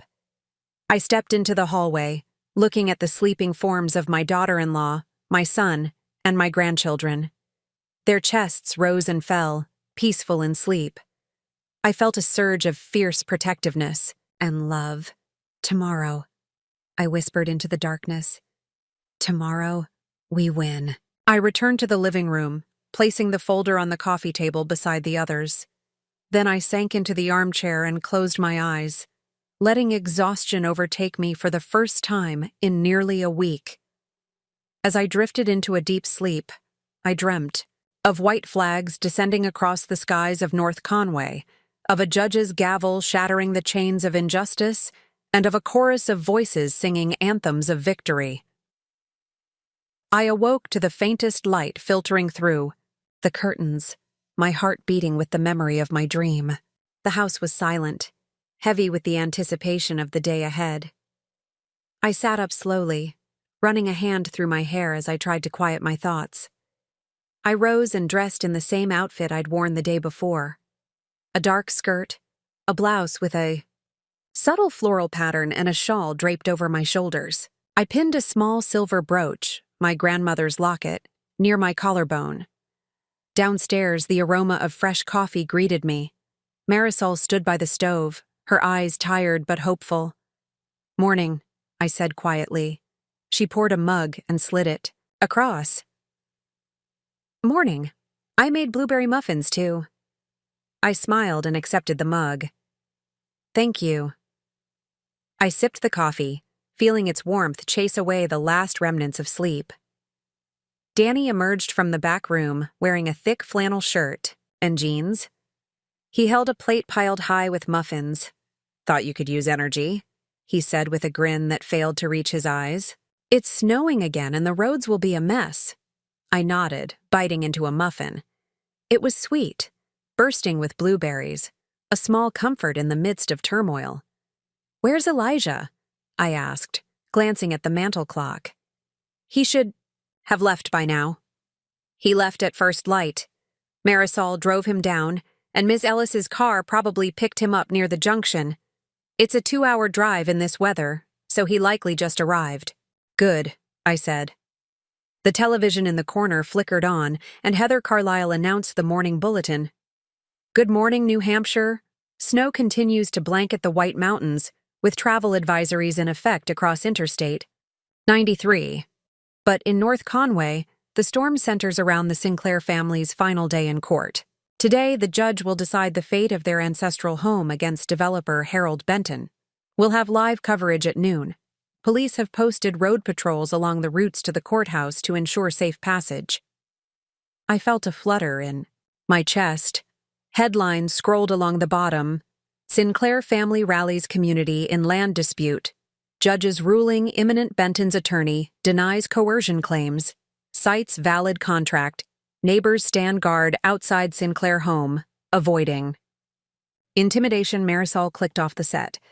"They're calling it the trial of the century," I exhaled. "Or at least of this week." The wind howled beyond the windows as if to remind us of the power outside our walls. But I felt resolute. We had assembled the evidence, found strength in our community, and prepared our hearts for this moment. Whatever the judge decided today, we would face it with dignity and determination. I stood, smoothing my skirt and picking up my bag. "I'm ready." "We'll be here," Marisol said, her voice soft but unwavering. "Yes," I replied, a swell of love for them rising in me. "I'll be back soon." Stepping into the snow-laden morning, I felt the weight of our journey press down on me. Every threat, every courtroom, every family dinner eaten by lamplight instead of the warm glow of normalcy. Yet beneath that weight, a current of unwavering faith ran through me. I would face the judge and speak my truth. I would protect this home that had seen births, deaths, laughter, and tears. I would honor every ancestor who built these walls, with sweat and hope. And so I walked into the snowstorm's embrace, toward the courthouse that stood firm against the winter sky, ready to fight to keep our story alive and our home intact. The courthouse loomed before me like a fortress etched in ice, its granite facade cold but formidable. Snowflake patterns etched themselves across the tall windows, each flake a miniature work of nature's fragile artistry. I inhaled a breath of frigid air, my shawl wrapped tightly, and stepped toward the entrance. Today was the day everything would be decided. Years of lineage, weeks of toil, and one long, rambling 7-part saga distilled into this moment. Inside, the marble steps gleamed under fluorescent lights as I climbed toward the courtroom. The hallways buzzed with anticipation. Reporters jockeyed for position, cameras and microphones propped against benches, and neighbors in heavy coats whispered words of encouragement as they passed.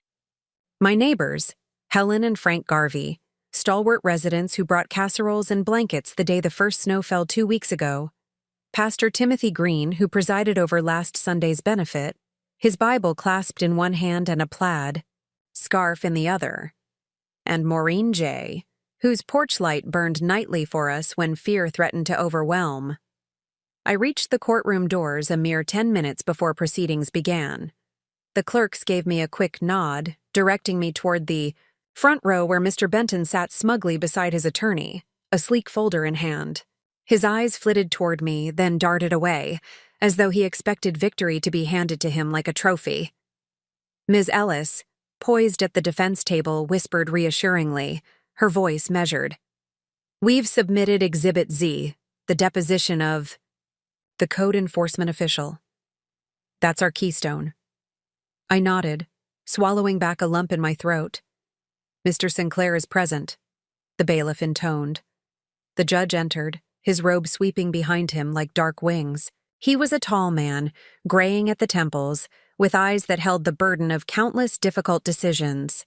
We rose as he took the bench, and then, as one, sat.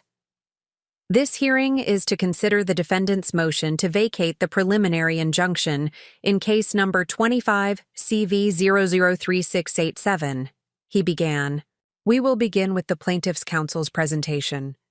Ms. Ellis stood, arranging her notes carefully. "Your Honor, we contend that Mr. Benton's claim to ownership is predicated upon a contract executed under duress, intimidation, and fraudulent inducement. We will show that every covenant in the deed is tainted by Mr. Benton's malicious threats and illicit behavior. We ask the court to affirm the injunction and issue a permanent ruling that the deed is null and void." She clicked to her first slide, a photograph of my grandson Elijah signing the deed, taken from the security footage at the auto shop. His head was bowed, shoulders hunched, every line narrating fear. "Take note, Your Honor, of how Mr. Sinclair appears withdrawn, almost resigned. His signature is not that of a competent adult entering a fair transaction. It is the signature of a young man trapped by threats from Mr. Benton to padlock his family home and sever his utilities." The image faded, replaced by a PDF of Exhibit A, a transcript of the explicit phone call in which Benton threatened to lock Sinclair's doors and leave him to freeze if he did not sign. As Ms. Ellis read the excerpt, the courtroom fell silent, every ear straining to catch each word. I felt my heart pound, but I forced myself to meet the eyes of the judge. "Your Honor," Ms. Ellis continued, "the defendant then proceeded to bribe an official to circumvent building codes in his new development, Exhibit Z, and refused to restore power to the Sinclair home after orchestrating disconnections, all to apply unrelenting pressure. These actions amount to criminal misconduct, and they directly led to Mr. Sinclair's coerced transfer of property." She clicked to a new slide, a scanned copy of the code enforcement official's own testimony, admitting to receiving a brown envelope from Benton's agent and then overlooking safety violations for profit. As the judge leaned forward to review the deposition transcript, I felt a shiver of hope steal my spine. "Does the defendant wish to respond?" the judge asked. Mr. Benton's attorney rose, her heels clicking on the wooden floor. She spoke, with icy precision. "Your Honor, what the plaintiff calls crime is simply business negotiation. Mr. Sinclair's signature was voluntary. He had independent legal counsel at the time. Exhibit Z, we contend, is hearsay and inadmissible. The code enforcement official is a disgruntled former employee with a personal vendetta. We ask that the court strike that deposition entirely." Ms. Ellis rose again, her gaze unblinking. "Your Honor, the deposition has been authenticated. We also have direct evidence, receipts for cash withdrawals from Mr. Benton's account at the same time the bribe was given. We submit Exhibit AA, BB, and CC, bank statements and time-stamped photographs of the transaction." The judge raised a hand. I will review the authenticity of those exhibits in camera. Continue, Ms. Ellis. The rest of the morning unfolded in a blur. Ms. Ellis called Witness 1, Carl Jensen, the mechanic. His voice cracked as he recounted how Benton's men forced him out of his own shop after refusing to sign over the property. He flashed a pair of old contracts with missing pages Benton had removed to disguise his deed. Each testimonial tethered a piece of evidence to reality: bank records, security footage, photographs of the broken chains on doors Mr. Benton's goons had left behind. The judge asked pointed questions. Mr. Jensen, did you see Mr. Benton personally delivering threats? Or did you interact with agents? Are you aware of any other documentation proving these claims? Jensen's answer was a tremulous nod. His agent handed me a note. I was told if I didn't comply, I'd lose everything. There was no bailiff, no marshal, just the promise of ruin. Exhibit F. A torn page from a notebook where Jensen had scribbled the meeting's time and place. The judge examined it, then glanced at me. Mrs. Sinclair, your hand? He asked. I stood, extending my hand to him and placing the notebook in his gloved palm. He examined it, then returned it to Ms. Ellis with a nod. Continuing, he said, directing his attention to the next witness. The procession of witnesses continued. Maureen J., who oversaw the WNHV story and testified to giving Benton's men a voicealizer interview where they admitted they were bent on scaring the Sinclairs out. Pastor Green with his church's bank records showing a fundraiser for the family. A video projection from a church service where dozens of parishioners voiced solidarity. By mid-afternoon, the entire courtroom sat in hushed reverence. Even Benton looked uneasy, the confidence in his smirk fraying. When it was my turn to take the stand, I rose with all the resolve I could muster. I could feel every eye trained on me as I approached the witness box. Mrs. Sinclair, Ms. Ellis, prompted gently. Please describe for the court your experience with Mr. Benton's threats and intimidation. I swallowed, reminding myself that I was not just telling my story. I was speaking for every Sinclair who had come before me, for every child who would come after. Mr. Benton sent me a whispered phone call late on January 28th, threatening to freeze my family in their own home if my grandson did not sign the deed. He said he had the power to shut off our utilities and padlock our doors. I did not hear his voice personally, but I could see it in my grandson's eyes. He was frozen in fear. We have lived on that land for 3 generations. My father built the farmhouse with his own hands in the 1940s, raising 5 children in its warm rooms, watching us grow, marrying us off, burying us when we died. He did not build those walls with brick and mortar alone. He built them with love. To hear that a man would use our home against us, to thrust our family into the cold, gave me a terror I can barely describe. He did not merely ask for money, he demanded our legacy, our birthright, and for that, I am here. Tears blurred my vision. For the first time in days, I let them fall. The judge waited patiently, listening to every word. Your Honor, Ms. Ellis said as I stepped down. The plaintiff has spoken to the heart of the matter. We rest our case. Benton's attorney rose for her closing statement. She spoke with cold logic. Your Honor, we do not deny that Mr. Benton has built multiple properties in the area. We do not deny that funds changed hands. However, there is no evidence that Mr. Sinclair's decision was anything but voluntary. A signature on a deed is the most sacred promise in real estate. If we set aside Mr. Benton's deed, what precedent do we set for contingent debt agreements? We ask that you vacate the injunction. She spoke of market values, of debts cleared, of mutually beneficial agreements. But I knew the judge was listening to my words, to the testimonies of neighbors, and to the weight of the evidence stacked against Benton. Ms. Ellis rose for her final plea. Your Honor, property rights exist to protect families like the Sinclairs. not to empower bullies like Mr. Benton. He manipulated, bribed, and threatened. He preyed on the vulnerable. We have provided incontrovertible proof of his wrongdoing. The court must act to safeguard justice and prevent Mr. Benton from abusing the law he claims to uphold. The judge nodded gravely. I will deliberate. Silence fell as the courtroom emptied, leaving only the judge, Ms. Ellis, and Benton's attorney. They withdrew to the judge's chambers behind closed doors. I felt my knees tremble as I sank into the front row. Elijah beside me, his head bowed in deep thought. Days seemed to stretch into minutes. Time lost meaning as we waited. Reporters clustered outside, whispering predictions. Neighbors murmured in the hallway. Children whispered with wide eyes. I held my breath. The cold felt distant, unreal. I sensed shadows draw across the walls of the courtroom when the judge re-entered. The bailiff called everyone to rise.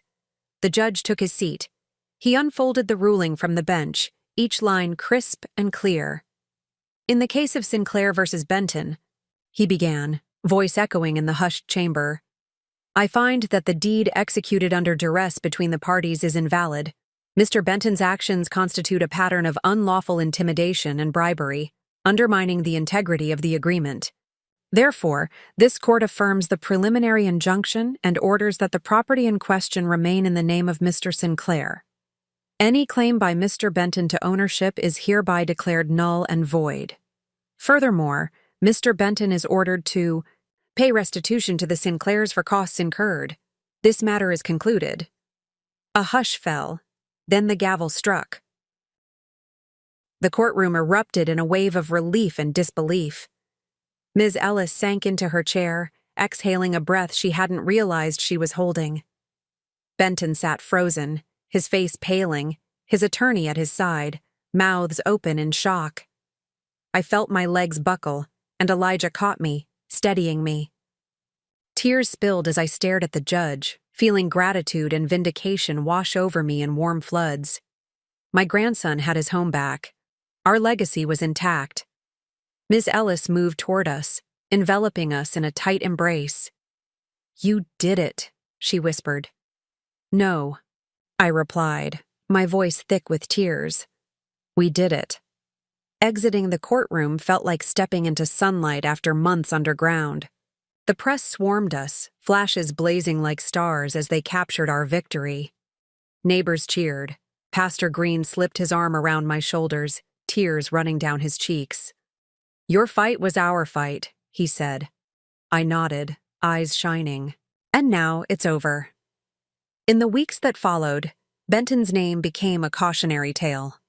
The local paper published a series of follow-up stories chronicling his downfall. Bribery charges, suspension of his development license, restitution, payments to the town and the Sinclairs, and a civil suit filed by Maureen J. for trespassing and property damage. Each article served as a reminder that justice, though delayed, could yet be delivered.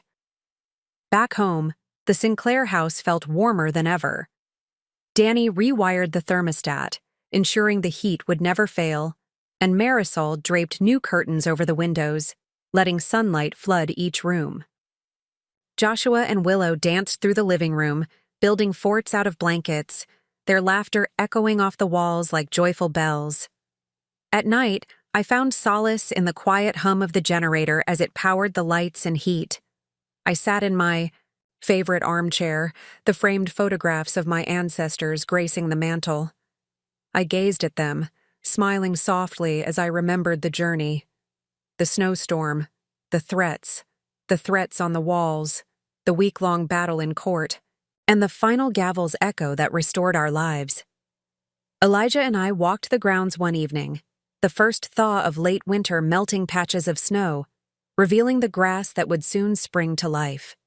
Grandma, he said, stopping by the old maple tree his father had planted when he was born. I'm so grateful. I don't know how to thank you. I rested a hand on his shoulder. You didn't need to. You're my grandson. I would do anything for you. And we did it together. Our family. He nodded, his green eyes glistening. Together.